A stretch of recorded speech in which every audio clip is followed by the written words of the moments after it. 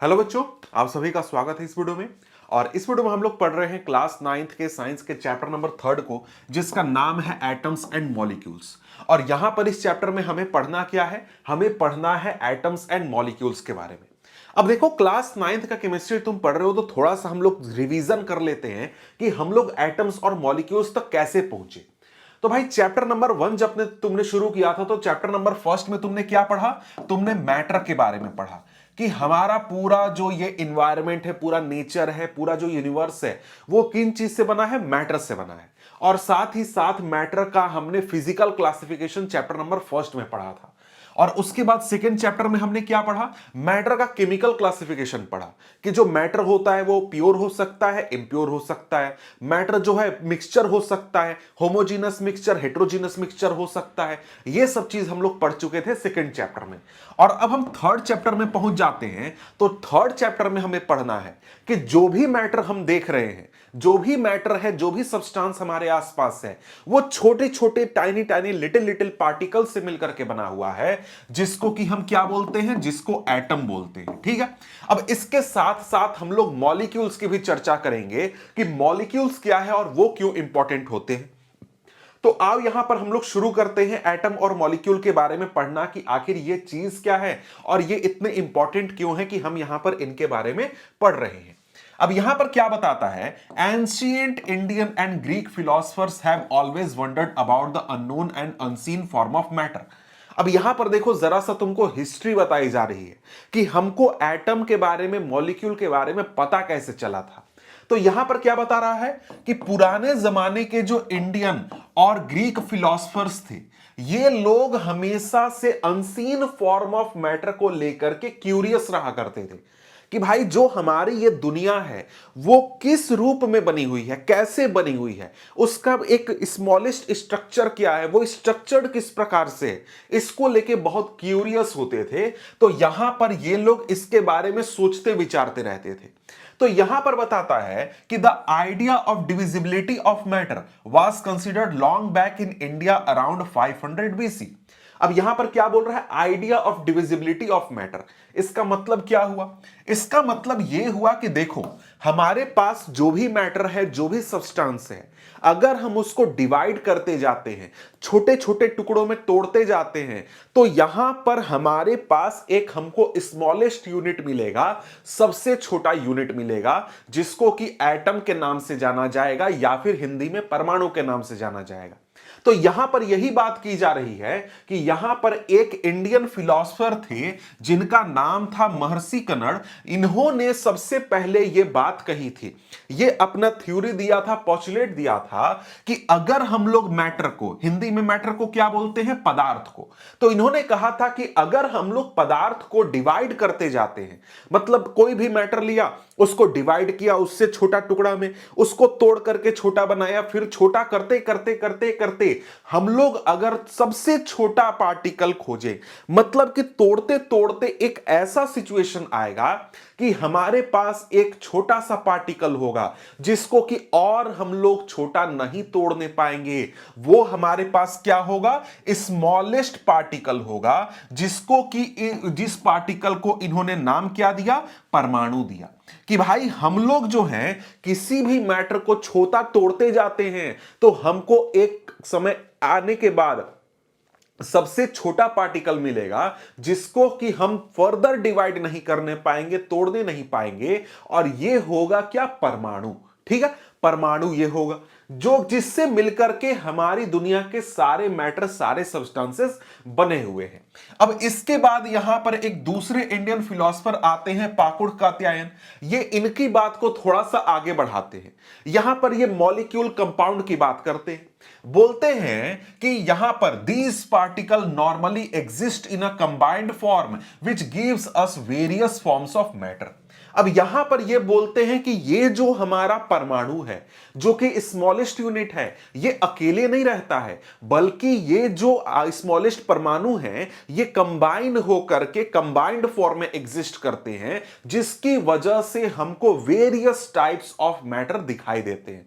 मतलब इतना वेरिएशन क्यों है भाई मैटर में, कि कहीं कोई दीवार है, कहीं कोई टेबल है, चेयर है, सब में वेरिएशन क्यों है? क्योंकि जो मैटर है, यानी कि जो हमारा एटम है, परमाणु है, वो कंबाइन करके कंबाइंड स्टेट में एग्जिस्ट करता है, और इस कंबिनेशन की वजह से इतना वेरिएशन हमको मिलता है। मतलब ये यहां पर किसकी बात कर रहे थे? मतलब ये यहां पर कंपाउंड की बात कर रहे थे, ठीक है। अब यहां पर इसी चीज को देखो तो इसी प्रकार की बातें दुनिया के दूसरे हिस्से में ग्रीस के फिलोसफर्स भी कर रहे थे, ग्रीक फिलोसफर भी कर रहे थे, जिसमें यहां पर नाम बताया गया है डेमोक्रिटस और ल्यूसिपस का। ये यहां पर चेला गुरु थे, यानी स्टूडेंट और टीचर थे ये दोनों। तो इन्होंने कहा, वही बात कही जैसा कि इंडिया के एक फिलोसफर ने कहा था कि अगर हम लोग मैटर को डिवाइड करते जाते हैं तो एक समय ऐसा आएगा जहां पर पार्टिकल्स को हम लोग फर्दर डिवाइड नहीं करने पाएंगे। हमारे पास क्या होगा? स्मॉलेस्ट पार्टिकल होगा, सबसे छोटा पार्टिकल होगा, और इन पार्टिकल को डेमोक्रिटस द्वारा क्या कहा गया? एटम कहा गया, ठीक है। अब एटम का मतलब क्या होता है? इनडिविजिबल।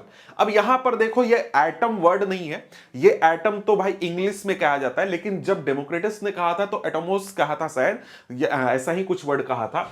तो ये यहां पर इसका क्या मतलब होता है? इंडिविजिबल, जिसको कि फर्दर डिवाइड नहीं किया जा सकता है। तो एटम वर्ड कहां से आया, ये आपको समझ में आया।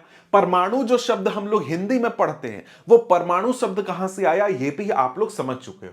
लेकिन यहां पर आपको यह बात ध्यान रखनी है कि जो भी बातें यहां पर आपने पढ़ी, ये सब जो फिलोसफर्स थे, ये सब लोग बातें कर रहे थे थ्योरी की। इन्होंने कोई एक्सपेरिमेंट नहीं किया था, किसी भी प्रकार से अपनी बातों को इन्होंने प्रूफ नहीं किया था, सिर्फ इन्होंने थ्योरी बता दी थी, या फिर एक प्रकार से जो इनकी फिलॉसफी थी वो इन्होंने बता दी थी। आगे बहुत सालों बाद, बहुत सालों मतलब हजारों सालों बाद 18वीं सेंचुरी में जाकर के यहां पर एक्सपेरिमेंट होते हैं, और इनकी जो ये बातें थी, इनकी जो ये थ्योरीज थी, ये सब जाकर के प्रूफ हो जाते हैं।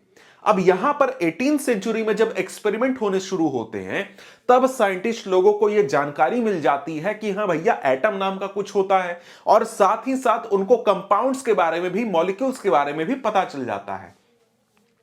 यही चीज कहता कि by the end of 18th century scientist recognize the difference between elements and compounds. Elements क्या होता है, कंपाउंड क्या होता है, ये तो आप लोग पिछले चैप्टर में पढ़ चुके हो कि जो साइंटिस्ट थे उनको पता चल गया एलिमेंट क्या है, यानी कि एटम की बात हो रही, एटम क्या है और कंपाउंड क्या है, ये उनको डिफरेंस में आ गया था। तो यहां पर अब इनके मन में यह सवाल आने लगा कि भाई जो एलिमेंट्स हैं, यानी एलिमेंट्स के जो एटम्स हैं, वो क्यों और कैसे कंबाइन होते हैं, और जब वो कंबाइन होते हैं तो क्या होता है।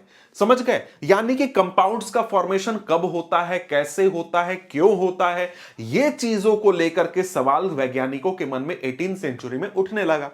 अब यहां पर इसी के दौरान आते हैं एक साइंटिस्ट जिनका नाम था एंटोनी एल लेवाइजर।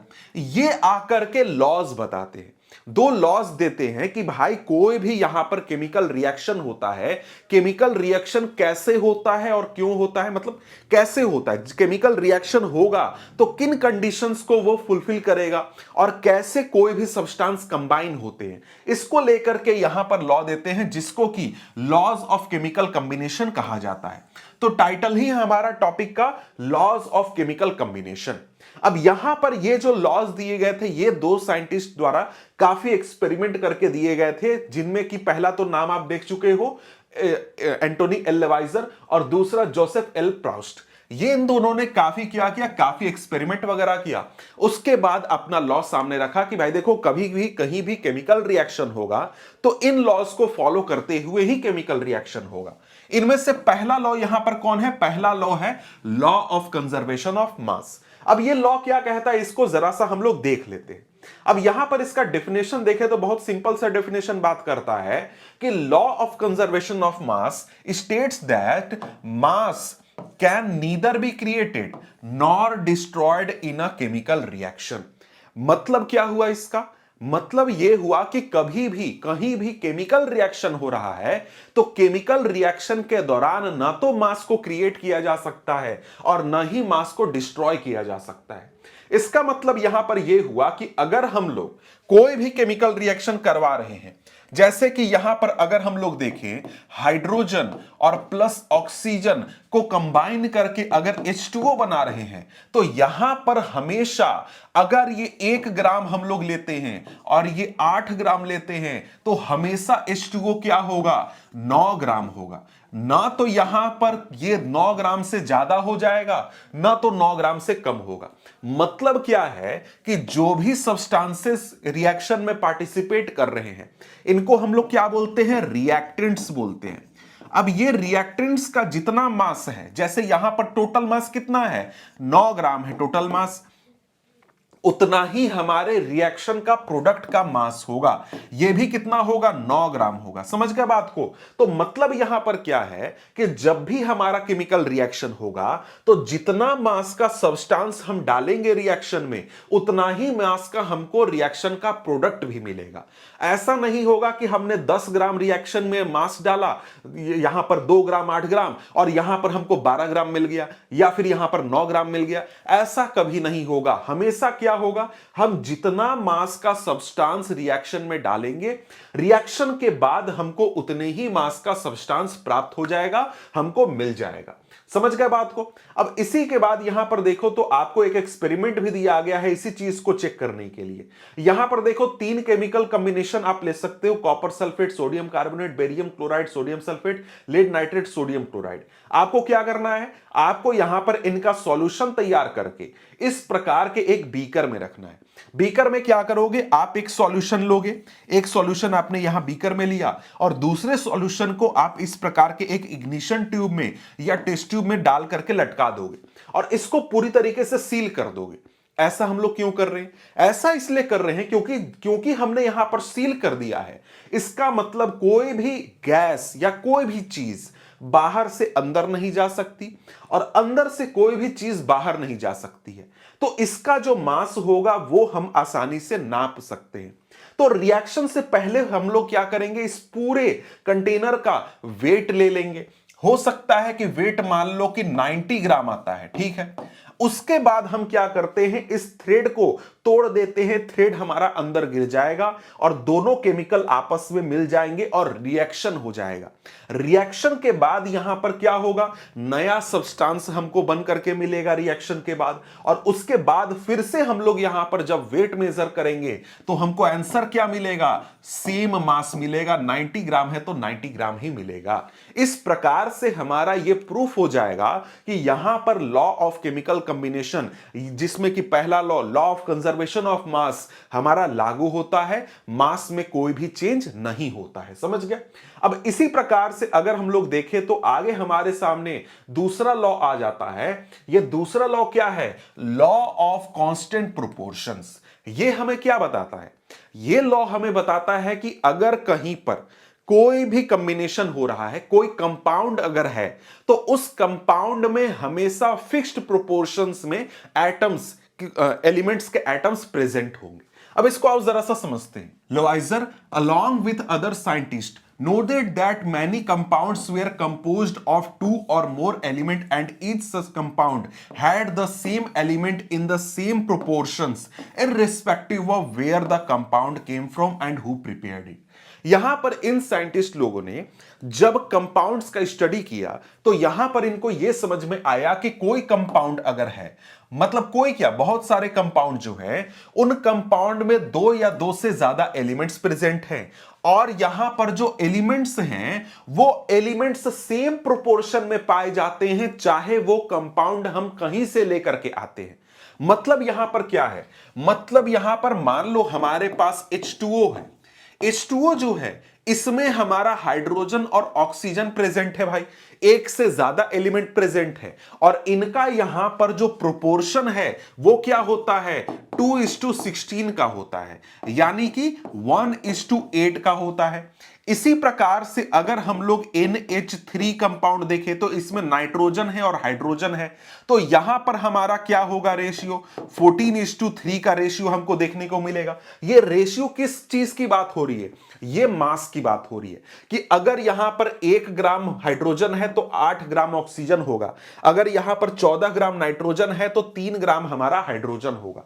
समझ गए? तो यहां पर बाय मास जो एलिमेंट्स होंगे वो सेम प्रोपोर्शन में होंगे, चाहे ये कंपाउंड हम कहीं से लेकर के आते हैं। और ये चीज सिर्फ कुछ कंपाउंड पर लागू नहीं होती है, ये सभी कंपाउंड्स पर लागू होती है कि इनका कांस्टेंट प्रोपोर्शन होता है। समझ गए बात को? अब यहां पर आगे देखें तो यही चीज समझा रहा है कि in a compound such as water the ratio of the mass of hydrogen to the mass of oxygen is always 1:8।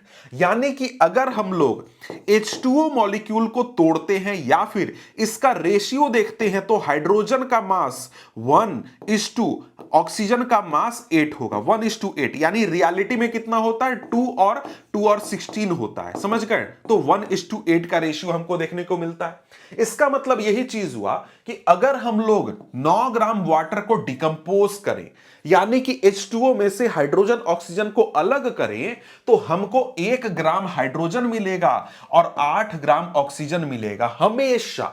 चाहे आप चाइना के वाटर का करो, अमेरिका के वाटर को डिकम्पोज करो, इंडिया के वाटर को डिकम्पोज करो, कोई मैटर नहीं करता है। आप कहीं से एक मॉलिक्यूल लेते हो, एक कंपाउंड लेते हो, तो आपको यहां पर जब उसको ब्रेक करोगे तो 1 ग्राम हाइड्रोजन और 8 ग्राम ऑक्सीजन आपको मिलेगा। इसी प्रकार से अमोनिया, अमोनिया यानी कि क्या हो गया, NH3 हो गया। अमोनिया में हमेशा नाइट्रोजन और हाइड्रोजन का जो रेशियो होगा वो होगा 14:3 बाई मास। यानी कि अमोनिया में अगर हमारे पास नाइट्रोजन 14 ग्राम है तो हाइड्रोजन 3 ग्राम प्रेजेंट होगा। यानी एक अमोनिया को जब हम ब्रेक करेंगे तो 14 ग्राम हमको नाइट्रोजन मिलेगा और 3 ग्राम हाइड्रोजन मिलेगा, अगर हम लोग 17 ग्राम NH3 को, अमोनिया को ब्रेक करते हैं तो। समझ गए? तो इस प्रकार से आप लोग समझ सकते हो कि जितने भी कंपाउंड होते हैं ये सारे कंपाउंड में एलिमेंट्स का प्रोपोर्शन फिक्स्ड होता है। ये चीज आप यहां पर समझ गए। अब यहां पर आगे क्या कहता है कि this led to the law of constant proportion which is also known as the law of definite proportion. तो यह ध्यान रखना कि लॉ ऑफ कांस्टेंट प्रोपोर्शन को लॉ ऑफ डेफिनिट प्रोपोर्शन भी कहा जाता है। अब यहां पर यह कहता क्या है कि in a chemical substance the elements are always present in a definite proportion by mass. कोई भी केमिकल सब्सटेंस में, मतलब कि कोई भी कंपाउंड में जो एलिमेंट्स होते हैं वो डेफिनिट प्रोपोर्शन में प्रेजेंट होते हैं मास के हिसाब से। मतलब कि जैसे वाटर में देखा 1:8 का, हमने अमोनिया में देखा 14:3 का, उसी प्रकार से और भी दूसरे जितने भी कंपाउंड्स हैं सभी में एक फिक्स रेशियो में जितने भी एलिमेंट्स हैं वो प्रेजेंट होते हैं। समझ गए? अब यहां पर ये दो लॉज जब दे दिए गए एंटोनी एल लेवाइजर के द्वारा, उसके बाद यहां पर जो दूसरे साइंटिस्ट थे जो इन चीजों को पढ़ रहे थे, देख रहे थे, इन लॉज को जिन्होंने देखा, जब एक्सपेरिमेंट किया तो ये सारे लॉज सही साबित होने लगे। जितना भी केमिकल रिएक्शन होता था उनमें ये दोनों लॉज बिल्कुल फिट बैठते थे। तो यहां पर अब साइंटिस्ट लोगों के मन में सवाल आने लगा कि क्यों, वाई, ये दोनों लॉज सही साबित क्यों हो रहे हैं भाई? ऐसा क्या है यहां पर एटम में, मॉलिक्यूल में, कंपाउंड में कि हमेशा जब भी रिएक्शन होता है ये दोनों लॉज सही साबित हो जाते हैं? तो अब सब साइंटिस्ट लोग ये कोशिश कर रहे थे कि ये दोनों लॉज को एक्सप्लेन किया जाए कि ये दोनों लॉज क्यों सही साबित हो रहे हैं। इस पर अब सभी साइंटिस्ट विचार करने लगे। अब यहां पर एक व्यक्ति आते हैं जो कि थे ब्रिटिश केमिस्ट जॉन डाल्टन। इन्होंने एक थ्योरी दिया कि जो मैटर है उसका क्या नेचर होता है, किस प्रकार का ये एटम मॉलिक्यूल होता है, मतलब जो भी मैटर उसका बेसिक यूनिट जो एटम है उसका क्या नेचर होता है। अब देखो यहां पर जिस समय ये जॉन डाल्टन बात कर रहे थे उस समय लोग एटम की बात नहीं करते थे। समझ गए? उस समय एटम वगैरह की बात नहीं होती थी। वो हमने भले ही पढ़ लिया कि 2000 साल पहले एटम के बारे में बताया गया था, लेकिन 18th सेंचुरी में लोग एटम वगैरह नहीं बात करते थे। तो यहां पर जॉन डाल्टन आते हैं, वो नेचर ऑफ मैटर के बारे में एक थ्योरी देते हैं कि जो हमारे आसपास का मैटर है वो किस रूप में है, किस तरीके से पाया जाता है। तो यहां पर डाल्टन जो है वही जो पुरानी बात थी एटम वाली बात की, जो कि 2000 2500 साल पहले कही गई थी, उसको उठाते हैं कि भाई जो हमारा मैटर है वो डिविजिबल होता है और मैटर को डिवाइड करते जाएंगे तो हमें टाइनी लिटिल पार्टिकल मिलेगा जिसको एटम बोलेंगे, जो कि इनडिविजिबल होगा। इस चीज को, इस थ्योरी को उठा करके यहां पर आगे उसको एक्सप्लेन करके अपना एक थ्योरी देते हैं नेचर ऑफ मैटर के ऊपर। समझ गए? अब यहां पर देखें तो यहां पर इन्होंने जो थ्योरी दिया, पहला थ्योरी वो उठाया कि एटम कंसेप्ट को उठाया, और दूसरा इन्होंने लॉज ऑफ केमिकल कॉम्बिनेशन को भी उसमें शामिल किया, यानी कि इसके आधार पर भी अपना थ्योरी दिया।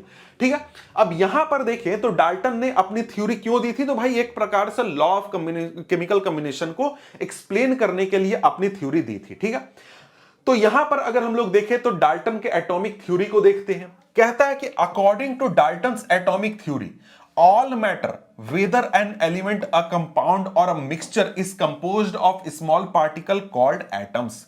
इनकी थ्योरी के हिसाब से सबसे जो मेन पॉइंट था, मेन पॉइंट क्या था कि भाई हमारे पास कोई भी सब्सटेंस है, कोई भी मैटर है, चाहे वो एलिमेंट है, चाहे कंपाउंड है या फिर मिक्सचर है, उस समय तक इन चीजों के बारे में लोगों को पता चल गया था, साइंटिस्ट लोगों को पता चल गया था।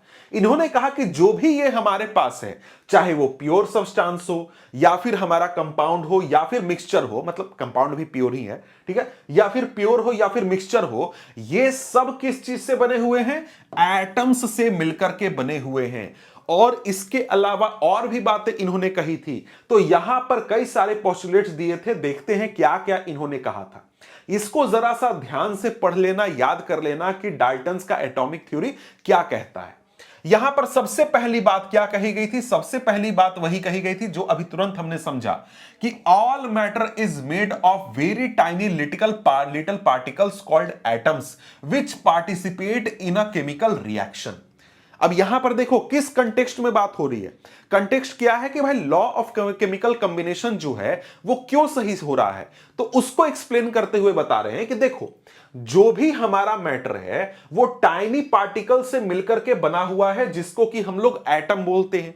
और जब भी कहीं पर भी केमिकल रिएक्शन होता है तो ये एटम ही है जो कि केमिकल रिएक्शन में पार्टिसिपेट करते हैं।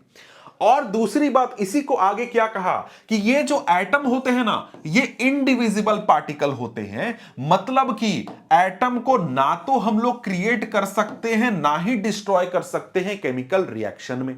ये कहा कि देखो केमिकल रिएक्शन होता है, केमिकल रिएक्शन में कौन पार्टिसिपेट करेगा? एटम पार्टिसिपेट करेगा।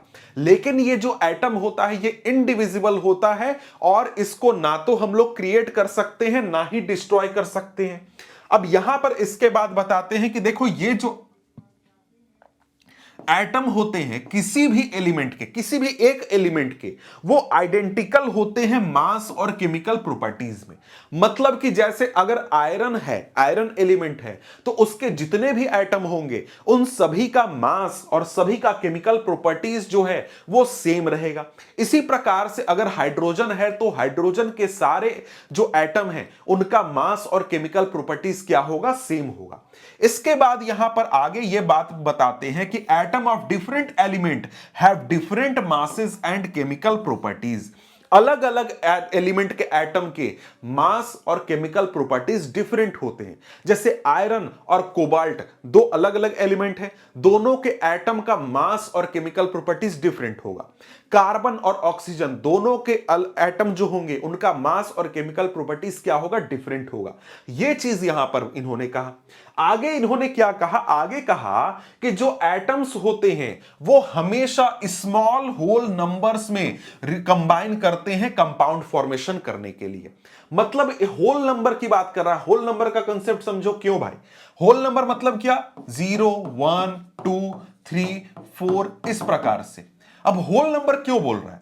जैसे यहां पर H2O देखो, H2O में क्या है भाई? हाइड्रोजन हमारे पास 2 है, ऑक्सीजन 1 है, लेकिन यहां पर कार्बन कितना है भाई? कार्बन हमारा 0 है। तो होल नंबर हुआ ना। कि भाई कार्बन 0 की संख्या में है, समझ गए। और साथ ही साथ यहां पर एक और चीज ध्यान दो, होल नंबर का मतलब क्या हुआ, मतलब यहां पर यह हुआ कि कभी भी अगर एटम्स कंबाइन होंगे तो या तो एटम कंबाइन होगा या तो नहीं होगा। मतलब या तो एक एटम कंबाइन होगा, या तो दो होगा, या तो तीन होगा, या तो चार होगा, या फिर 0 हो जाएगा। ऐसा कभी नहीं होगा कि 1.5 एटम जो हैं किसी भी कंपाउंड में कंबाइन हो रहे हैं, या फिर 2.5 एटम किसी भी कंपाउंड में ज्वाइन हो रहे हैं। ऐसा नहीं होगा, हमेशा या तो 2 एटम कंबाइन करेगा, या तो 3 करेगा, या तो 1 करेगा। यानी हमेशा होल नंबर में जो एटम्स होते हैं वो कंपाउंड में जाकर के जुड़ते हैं। आगे यहां पर आगे क्या बोलते हैं, कहता है कि the relative number and kind of atoms are constant in a given compound. किसी भी कंपाउंड में जो हमारा नंबर और काइंड ऑफ एटम है वो कांस्टेंट रहता है। मतलब क्या हुआ, मतलब यहां पर जैसे हम लोगों को देखो तो यहां पर जैसे लेते हैं हम लोग H2O की ही बात कर लेते हैं। अगर तुम H2O की बात कर रहे हो तो H2O तुम कहीं से भी लाते हो, दुनिया में यूनिवर्स से कहीं भी लाते हो, तो H2O में हमेशा 2 प्रकार के एटम होते हैं। पहला कौन होता है, पहला होता है हाइड्रोजन, और दूसरा कौन होता है, दूसरा होता है ऑक्सीजन। तो हमेशा 2 ही प्रकार के आपको एटम्स या फिर एलिमेंट्स कंबाइन करेंगे, और इनका भी रेशियो फिक्स होगा कि हाइड्रोजन के 2 एटम होंगे और इसके साथ साथ ऑक्सीजन का 1 एटम होगा, तभी जाकर के हम लोग यहां पर H2O पाने पाएंगे। अगर यहां पर ऑक्सीजन का 2 एटम कंबाइन कर गया तो ये हो गया H2O2, और ये एक दूसरा सब्सटेंस है, ये वाटर नहीं है, समझ गए। इसी प्रकार से हाइड्रोजन 3 हो गया तो ये दूसरा सब्सटेंस हो गया, वाटर नहीं है वो, फिर समझ गए बात को। तो यही बात यहां पर बोल रहे हैं कि यहां पर क्या है भाई, जो हमारे एटम्स होते हैं किसी भी कंपाउंड में वो हमेशा फिक्स होते हैं, उनके टाइप भी फिक्स होते हैं और साथ ही साथ उनका नंबर भी फिक्स होता है। तो यह बात यहां पर डाल्टन के एटॉमिक थ्योरी में कही गई थी। 6 पोस्टुलेट्स हैं, इनको आप याद कर लो कि यहां पर डाल्टन एटॉमिक थ्योरी में क्या बात कही गई है।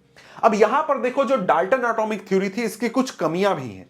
तो कमियां यहां पर क्या है भाई, तो सबसे पहली बात इन्होंने बोली कि एटम्स आर इनडिविजिबल पार्टिकल, यानी कि एटम को फर्दर डिवाइड नहीं किया जा सकता है। लेकिन जब आप अगला चैप्टर पढ़ोगे ना तो अगले चैप्टर में आपको यही चीज पढ़ना है कि एटम के अंदर क्या क्या होता है, इलेक्ट्रॉन होते हैं, प्रोटॉन होते हैं, न्यूट्रॉन होते हैं। इन चीजों के बारे में हम लोग अगला चैप्टर पढ़ेंगे। तो यहां पर इनकी 1-2 बातें गलत थी इस पोस्टुलेट में, जो कि हम लोग उस समय में यानी अगले चैप्टर में अच्छी तरीके से समझ लेंगे। तो पहला पॉइंट तो ये हमारा गलत था। इसके बाद अगर हम लोग देखें तो आगे यहां पर क्या है, आगे यहां पर एक और बात यह गलत था कि किसी भी एलिमेंट्स के जो एटम होते हैं वो मास और केमिकल प्रॉपर्टीज में आइडेंटिकल होते हैं। तो भाई अगले चैप्टर में जब आप आइसोटोप, आइसोबार के बारे में पढ़ोगे तब आपको ये वाला पोस्टुलेट भी एक तरीके से गलत समझ में आएगा कि भाई ये तो बात एक तरीके से गलत है, ठीक है। मतलब पूरी तरीके से एक्यूरेट नहीं है, उसमें भी कुछ गलत खामियां हैं, ठीक है। तो वो चीज वहां पर हमें बात करनी है। यहां पर आपने क्या समझ लिया, डाल्टन के एटॉमिक थ्योरी को समझ लिया। अब इसके बाद यहां पर बात करते हैं तो हमारे सामने क्या आ जाता है, आ जाता है topic 3.2, what is an atom. Atom क्या है भाई, इसको जरा सा हम लोग पढ़ते हैं, समझते हैं। कहता है कि have you ever observed a mason building walls, from these walls a room and then a collection of room to form a building, what is the building block of huge building. आप मतलब simple बात है कि आपने कभी मिस्त्री को कोई बिल्डिंग बनाते हुए देखा है? तो बिल्डिंग बनाते हुए मिस्त्री क्या करता है, एक एक ईंट रखता है। कोई भी दीवार, सबसे पहले क्या होगा भाई, वो एक दीवार पर काम करेगा। एक दीवार पर एक ईंट रखा, 2 रखा, 4 रखा, ईंट रखते रखते धीरे धीरे धीरे धीरे पूरा दीवार तैयार करता है। उसी प्रकार से 4 दीवार तैयार करके वो एक कमरा तैयार करेगा। वैसे ही पूरे घर को तैयार किया जाएगा और धीरे धीरे क्या होगा, कई कमरे बनते बनते पूरा घर, पूरा बिल्डिंग आपका तैयार होता है। तो यहां पर आपके घर में बिल्डिंग ब्लॉक क्या हुआ, एक ब्रिक आपका बिल्डिंग ब्लॉक हो गया, एक ईंट आपका बिल्डिंग ब्लॉक हो गया। उसी प्रकार से अगर हम लोग देखें तो यहां पर कोई भी हम लोग सब्सटेंस देखते हैं, कोई भी हम लोग मैटर देख रहे हैं, उसका बिल्डिंग ब्लॉक क्या है, एक एटम होता है। कई सारे क्या, लाखों करोड़ों की संख्या में एटम्स मिलकर के एक बड़े से सब्सटेंस का निर्माण करते हैं। अब ये डायरेक्टली एटम नहीं जुड़ते। अगर हम लोग यहां पर देखें तो यहां पर प्रोटॉन न्यूट्रॉन की बात हम लोग नहीं कर रहे हैं, वो चीज हम लोग अगले चैप्टर में बात करेंगे। जो एटम है वो एटम मिलकर के क्या करता है, मॉलिक्यूल बनाता है। कई सारे एटम मिलते हैं, क्या करते हैं, मॉलिक्यूल बनाते हैं। और ये मॉलिक्यूल्स जब बहुत संख्या में एक साथ होते हैं तब यहां पर हमें बड़ा सा मैटर दिखता है। जैसे यहां पर ये पेन जो आप देख रहे हैं, इस पेन में लाखों करोड़ों की संख्या में मॉलिक्यूल्स हैं और उन मॉलिक्यूल्स में कई सारे अलग अलग प्रकार के एटम्स प्रेजेंट हैं। तो इस प्रकार से यहां पर ये हमारा जो सब्सटेंस है ये बना हुआ है। इसी प्रकार से मेरा जो शरीर आप यहां पर देख रहे हो, इस शरीर में लाखों करोड़ों की संख्या में मॉलिक्यूल्स प्रेजेंट हैं और वो जो मॉलिक्यूल्स हैं वो करोड़ों करोड़ संख्या में जो एटम्स हैं उनसे मिलकर के बना हुआ है। तो मेरा शरीर भी किस चीज से बना हुआ है भाई, एटम से मिलकर के बना हुआ है। तो एटम क्या हो गया, एटम एक प्रकार से हमारा या फिर पूरे यूनिवर्स का बिल्डिंग ब्लॉक हो गया, जिससे कि मिलकर के एटम्स यहां पर बने हुए हैं। यही चीज सिंपल सा बात यहां पर बोल रहा है कि the building block of all matter are atoms. Atoms से मिलकर के ही पूरी दुनिया बनी हुई है, पूरा संसार आपका बना हुआ है। अब आगे यहां पर सवाल पूछता है, हाउ बिग आर एटम्स। मतलब ये एटम्स होते हैं, ठीक है भाई, बिल्डिंग ब्लॉक होते हैं, लेकिन ये कितने बड़े होते हैं। तो भाई कितने बड़े होते हैं ये मत सोचो, कितने छोटे होते हैं ये सोचो।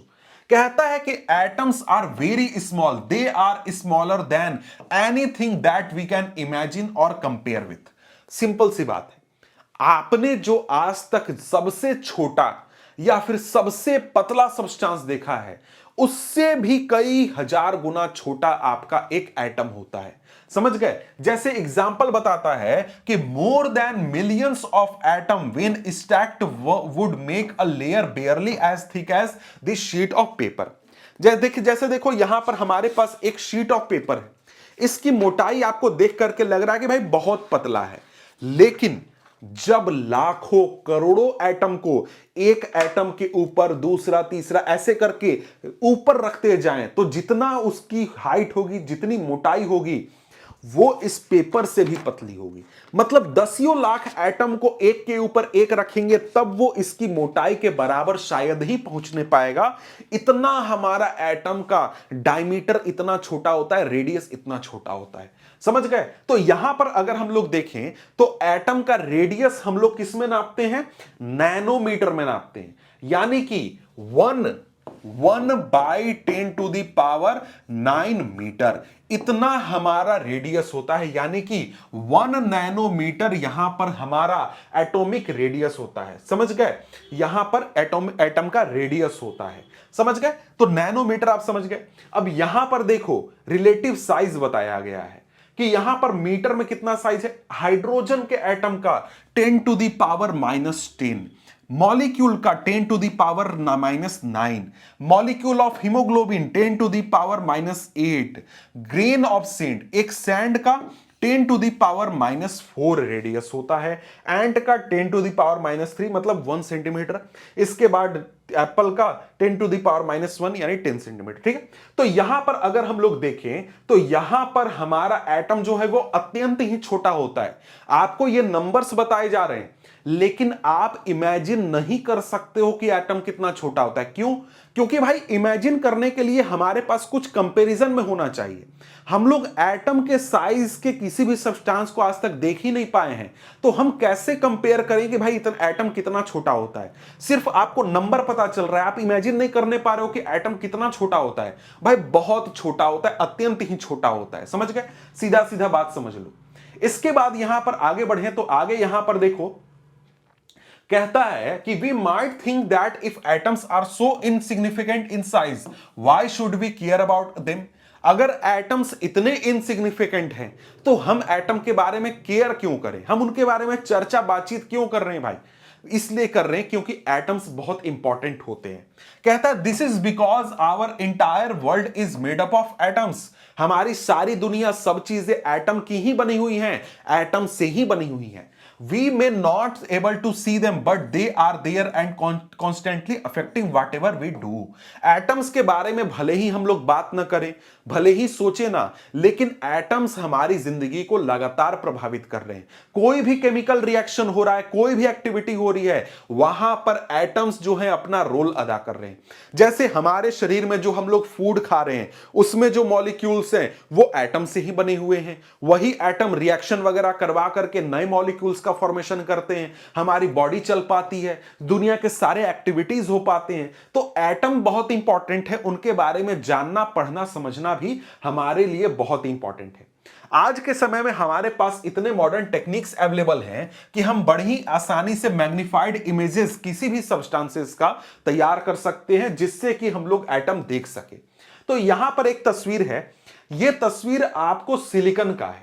अब ये तस्वीर देखो, जैसे हम लोग कैमरा देखते हैं ना, वैसे ये तस्वीर नहीं लिए जाते, दूसरे तरीके होते हैं। इलेक्ट्रॉन माइक्रोस्कोप नाम का एक माइक्रोस्कोप होता है, जिससे कि हम लोग इलेक्ट्रॉन्स को देख सकते हैं। तो ये आपके सिलिकॉन का सरफेस का यहां पर तस्वीर है, जिसमें कि जो ये अलग अलग ब्लॉक्स हैं, ये किस चीज को दर्शा रहे हैं, ये एटम्स को, एक एक एटम को यहां पर दिखा रहे हैं। तो यहां पर सैकड़ों की संख्या में एटम्स हैं, एक सिलिकॉन के सरफेस की तस्वीर यहां पर आपको दिखाई जा रही है। ठीक है, अब यहां पर देखें तो आगे हम लोग बात कर लेते हैं। टॉपिक क्या है, what are the modern day symbols of atom of different elements.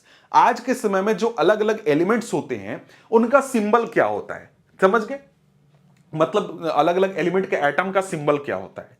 अब यहां पर देखो, जो जॉन डाल्टन थे, ये पहले साइंटिस्ट थे जिन्होंने एलिमेंट्स के लिए सिंबल का यूज किया था, और सिंबल का यूज भी बहुत स्पेसिफिक तरीके से किया था। अब यहां पर इन्होंने जब किसी भी एलिमेंट का सिंबल यूज किया, तो एलिमेंट को तो दिखाता ही था वो सिंबल, साथ ही साथ डेफिनेट क्वांटिटी भी दिखाता था एलिमेंट का। जैसे कि यहां पर अगर हम लोग देखें तो ये सिंबल्स हैं जो कि जॉन डाल्टन द्वारा यूज किए गए थे। हाइड्रोजन का सिंबल अलग है, कार्बन का सिंबल अलग है, ऑक्सीजन का अलग, आयरन, सल्फर, सभी का अलग अलग सिंबल आप देखने पा रहे हो। लेकिन इन सिंबल का एक और मतलब था कि यहां पर यह सिंबल अगर ड्रॉ कर दिया, इसका मतलब हमारे पास हाइड्रोजन एटम है और हाइड्रोजन का एक एटम है। यह सिंबल बनाया मतलब फास्फोरस का एक एटम है। अगर हमें दो एटम दिखाने हैं तो हम क्या करेंगे, इसी प्रकार का हम लोग दो इमेज बनाएंगे। तीन एटम दिखाना है तो क्या करेंगे, इसी प्रकार का तीन इमेज बनाएंगे। तब हम लोग दिखाएंगे कि भाई तीन हमारे पास फास्फोरस के एटम हैं। तो इस प्रकार से पहली बार एटम्स के लिए, एलिमेंट्स के लिए सिंबल जो था यहां पर यूज किया गया था जॉन डाल्टन के द्वारा। समझ गए?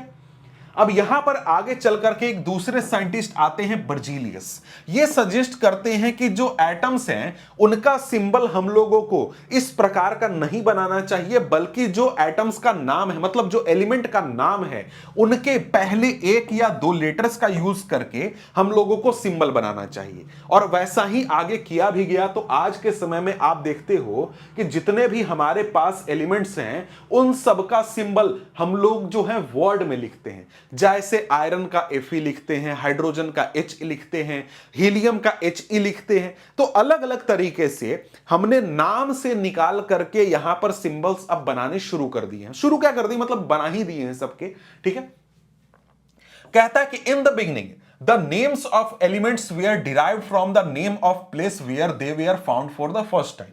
सब पहले क्या होता था, पहले जो भी एलिमेंट जहां पर पाया जाता था, उस जगह के आधार पर ही हम लोग उस एलिमेंट का नाम रख देते थे। जैसे एग्जांपल, कॉपर जो नाम आप सुनते हो, एक एलिमेंट है। कॉपर का नाम कहां से आया, तो भाई साइप्रस से आया है, क्योंकि साइप्रस में पहली बार कॉपर को पाया गया था, खोजा गया था, इस वजह से।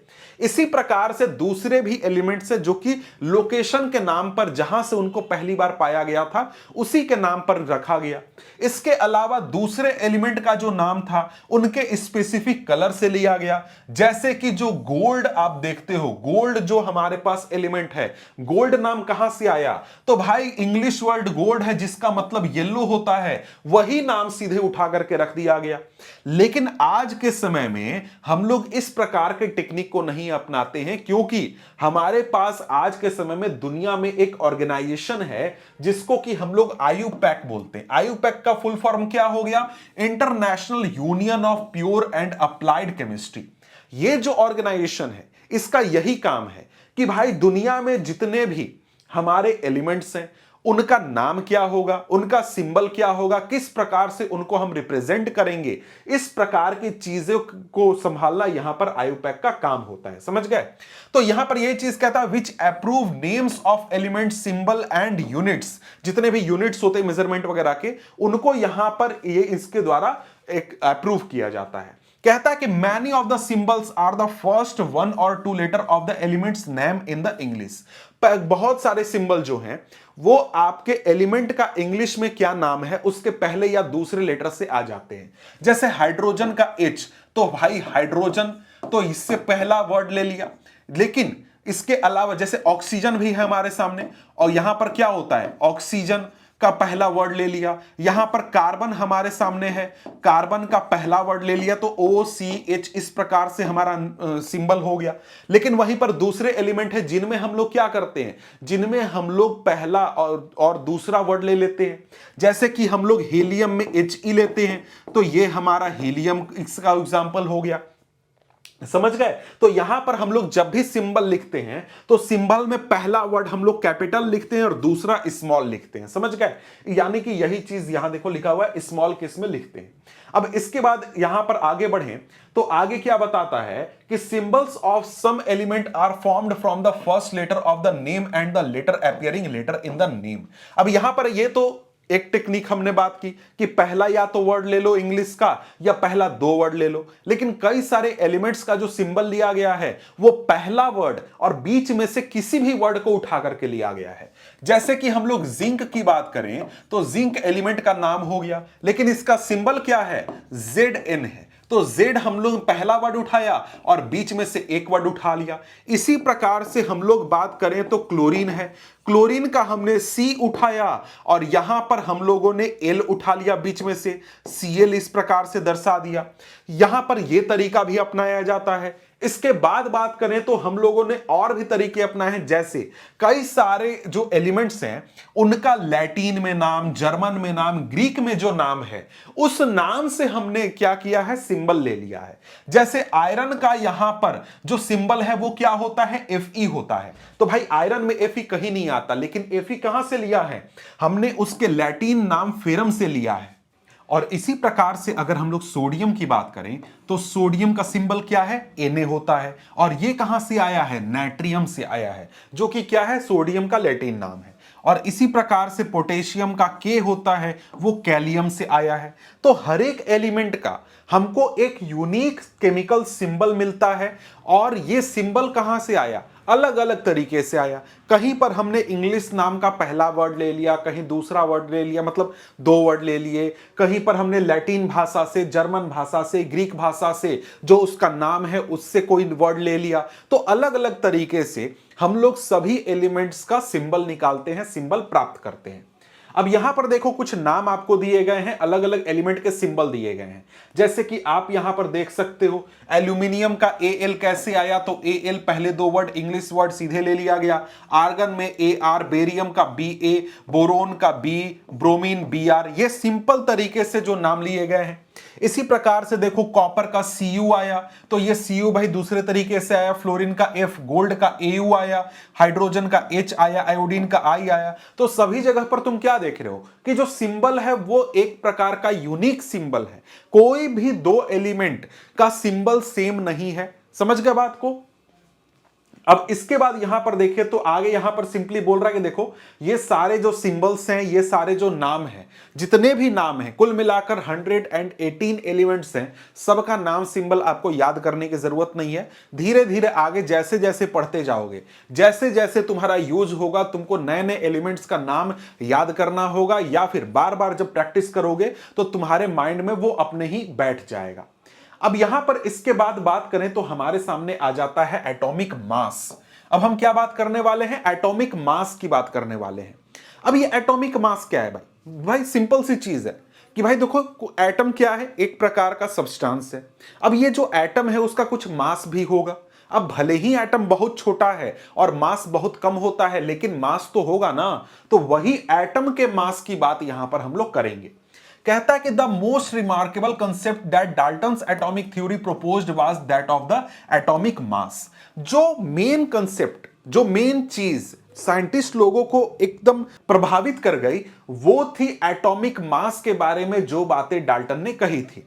अब यहां पर क्या हुआ, इनके अनुसार हर एक एलिमेंट का एक कैरेक्टरिस्टिक एटॉमिक मास होता है। जितना भी एलिमेंट है सभी के एटम का एक खास मास होता है, उसका कुछ खास कंटेंट होता है।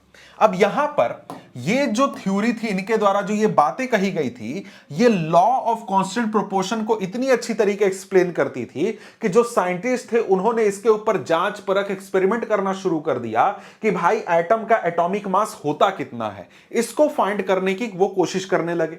अब यहां पर देखो बात है, जो लॉ ऑफ कांस्टेंट प्रोपोर्शन है, तुमको याद ही होगा, अभी थोड़ी देर पहले हमने बात की थी कि अगर जैसे हाइड्रोजन है, ऑक्सीजन है, ये H2O हाइड्रोजन और ऑक्सीजन मिल करके जब H2O बनाते हैं तो H2O में यहां पर हाइड्रोजन और ऑक्सीजन का एक डेफिनेट प्रोपोर्शन होता है। इसी प्रकार से अगर CO2 है तो इसमें कार्बन ऑक्सीजन का मास वाइज डेफिनेट प्रोपोर्शन होता है। तो इसको यहां पर इतनी अच्छी से एक्सप्लेन किया जा रहा था कि सभी जो साइंटिस्ट थे वो इसके ऊपर एक प्रकार से एक्सपेरिमेंट करने लगे, जांच परख करने लगे।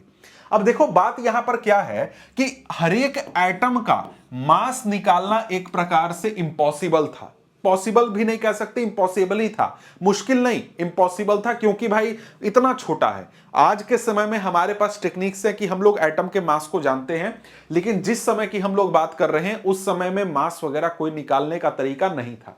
इसलिए यहां पर क्या किया गया, यहां पर रिलेटिव एटॉमिक मास का यूज किया गया और इसके आधार पर सभी जो एटम्स हैं उनका मास डिफाइन किया गया।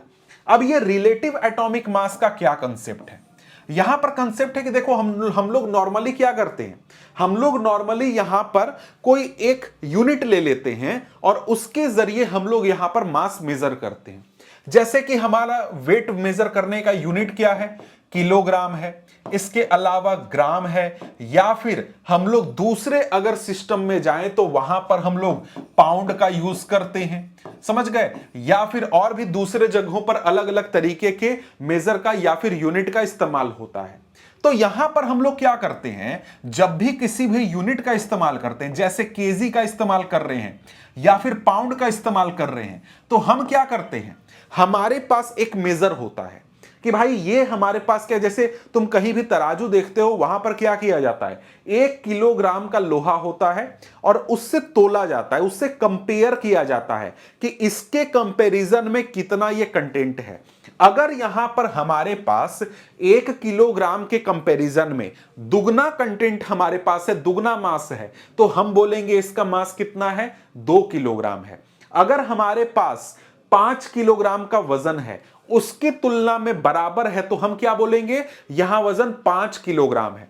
मतलब क्या कर रहे हैं, हमारे पास 1 केजी का एक यूनिट है, उससे कंपेयर करके सभी सामानों का, सभी चीजों का हम वेट निकाल रहे हैं या फिर मास निकाल रहे हैं। समझ गए बात को। और यही चीज हम यहां पर कहां करते हैं, जब हम एटम्स का वेट या फिर मास मेजर करते हैं। अब यहां पर एटम की बात करें तो एटम में तो भाई किलोग्राम हमारा चलेगा नहीं, ग्राम भी नहीं चलेगा, क्योंकि एटम जो है वो बहुत ही छोटा होता है। इसलिए हम लोग यहां पर क्या करते हैं, हम लोग दूसरे तरीके का यूनिट ले लेते हैं एटम्स के मास को मेजर करने के लिए। जैसे यहां पर कहानी उसकी बता रहा है कि जैसे एग्जांपल के लिए हम लोग कार्बन मोनोऑक्साइड की बात करें, कार्बन मोनोऑक्साइड को जब देखा गया एक्सपेरिमेंट करके तो यह पाया गया कि जो कार्बन है वो ऑक्सीजन के साथ मिलता है और एक दूसरे के साथ जुड़ता है और कार्बन मोनोऑक्साइड बनाता है। और यह एक्सपेरिमेंट में ऑब्जर्व किया गया कि अगर हमारे पास 3 ग्राम कार्बन होगा तो वो 4 ग्राम ऑक्सीजन के साथ कंबाइन करेगा और कार्बन मोनोऑक्साइड बनाएगा। इसका मतलब क्या हुआ कि जो कार्बन है वो हमेशा अपने मास से 4/3 टाइम्स मास ऑफ ऑक्सीजन से कंबाइन करता है। अब यहां पर क्या किया जाएगा, यहां पर एग्जाम्पल के लिए हम लोग समझते हैं कि जो एटॉमिक मास यूनिट है, जैसे हम लोग नॉर्मल मास मेजर करने के लिए केजी लेते हैं, उसी प्रकार से एटम को मेजर करने के लिए जो हम लोग यूनिट लेते हैं उसको एटॉमिक मास यूनिट बोला जाता है। एटॉमिक मास यूनिट जो है उसको मान लेते हैं कि कार्बन लिया गया, कार्बन का जो मास है उसको हमने यूनिट के रूप में ले लिया। तो यहां पर क्या होगा, हम कहेंगे कि कार्बन का मास कितना है, कार्बन का मास 1 यूनिट है, और यहां पर वो 1.3 यूनिट ऑक्सीजन के साथ कंबाइन करता है।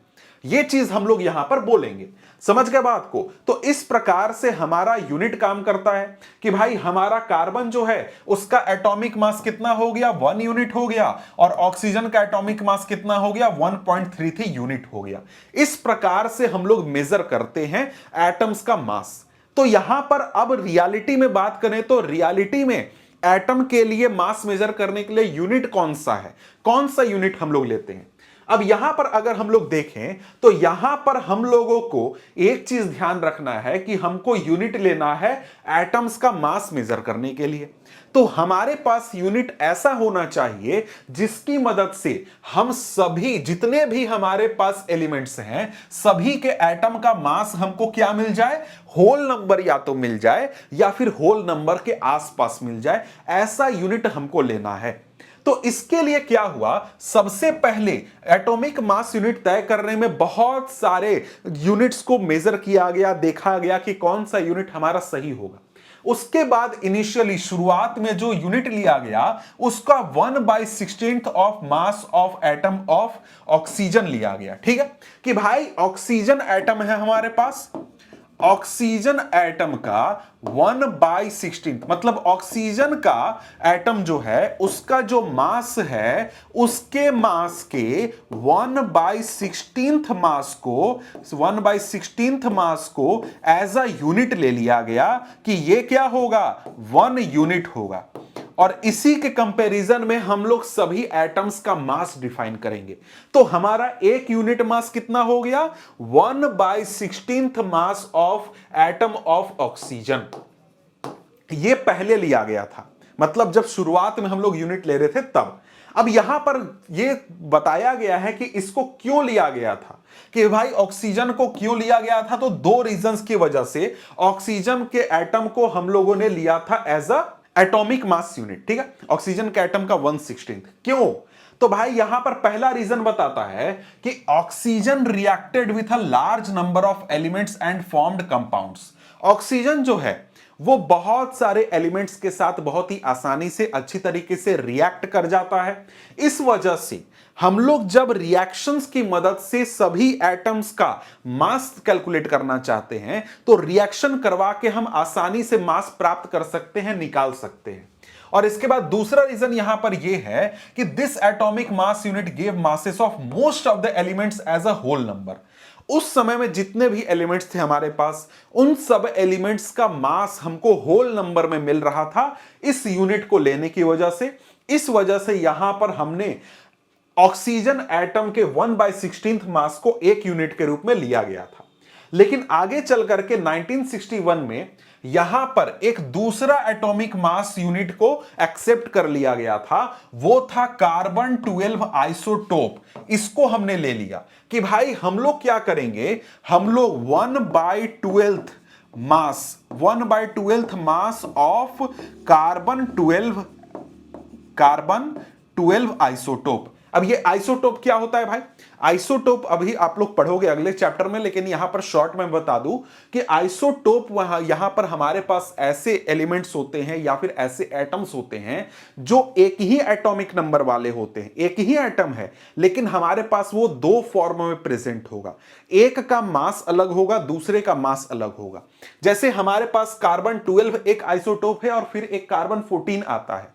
यहां पर कार्बन 12 का मास कितना होगा, 12 यूनिट, और कार्बन 14 का मास कितना होगा, 14 यूनिट। और इन दोनों में से जो कार्बन 12 आइसोटोप है उसके मास को as a atomic mass unit लिया गया, यानी 1/12 मास ऑफ कार्बन 12 एटम।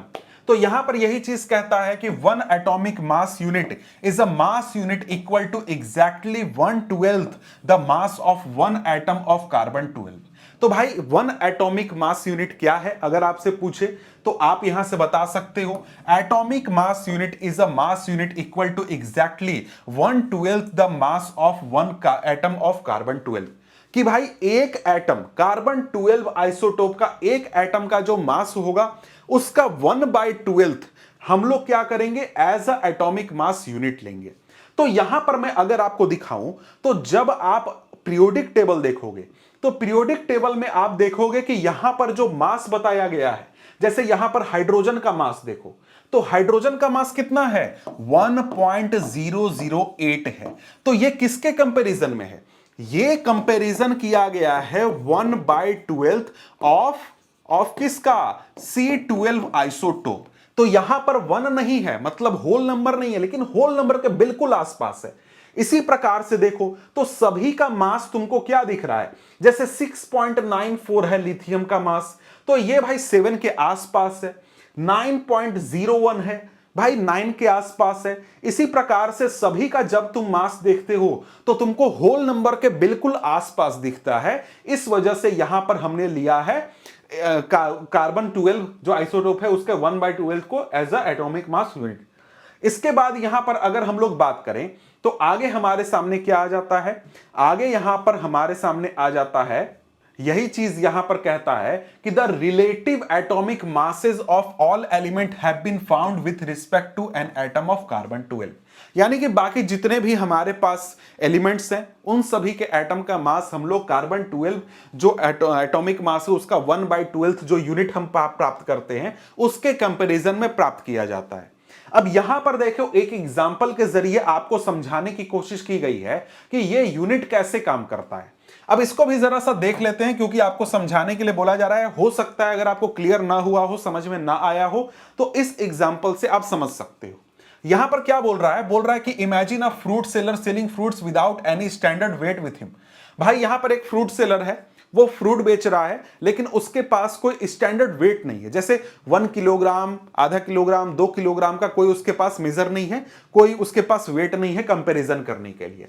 इसके लिए यहां पर क्या बोलता है कि वो एक वाटरमेलन लेता है और उस वाटरमेलन को बोलता है कि इसका मास इक्वल टू 12 यूनिट्स है। मतलब क्या, मतलब यहां पर क्या है कि जो उसने वाटरमेलन लिया उसका मास उसने कितना बोला कि भाई इसका 12 यूनिट है। कैसे, तो इसने इस वाटरमेलन को कट करके 12 इक्वल पीसेस में उसने बांट दिए।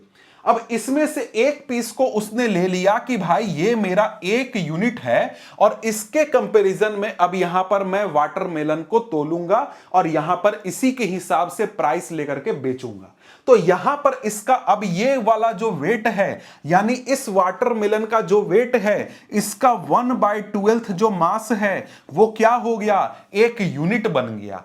और अब जो ये वाटरमेलन बेचेगा इसी वाटरमेलन के वेट के कंपैरिजन में बेचेगा, इसी से यहां पर तराजू में सारी चीजों को रख रख करके तोलेगा। अब यहां पर इसी प्रकार से हम लोग सभी एटम्स के मास को मेजर करते हैं। हमने कार्बन का एटम लिया, बोला कि भैया कार्बन जो है उसका यहां पर 1/12 हम लोग करेंगे मास, 1/12 करेंगे और यहां पर हमारे पास जो मास आएगा उससे सभी ऑब्जेक्ट्स के मतलब सभी एटम्स के मास को कंपैरिजन करेंगे।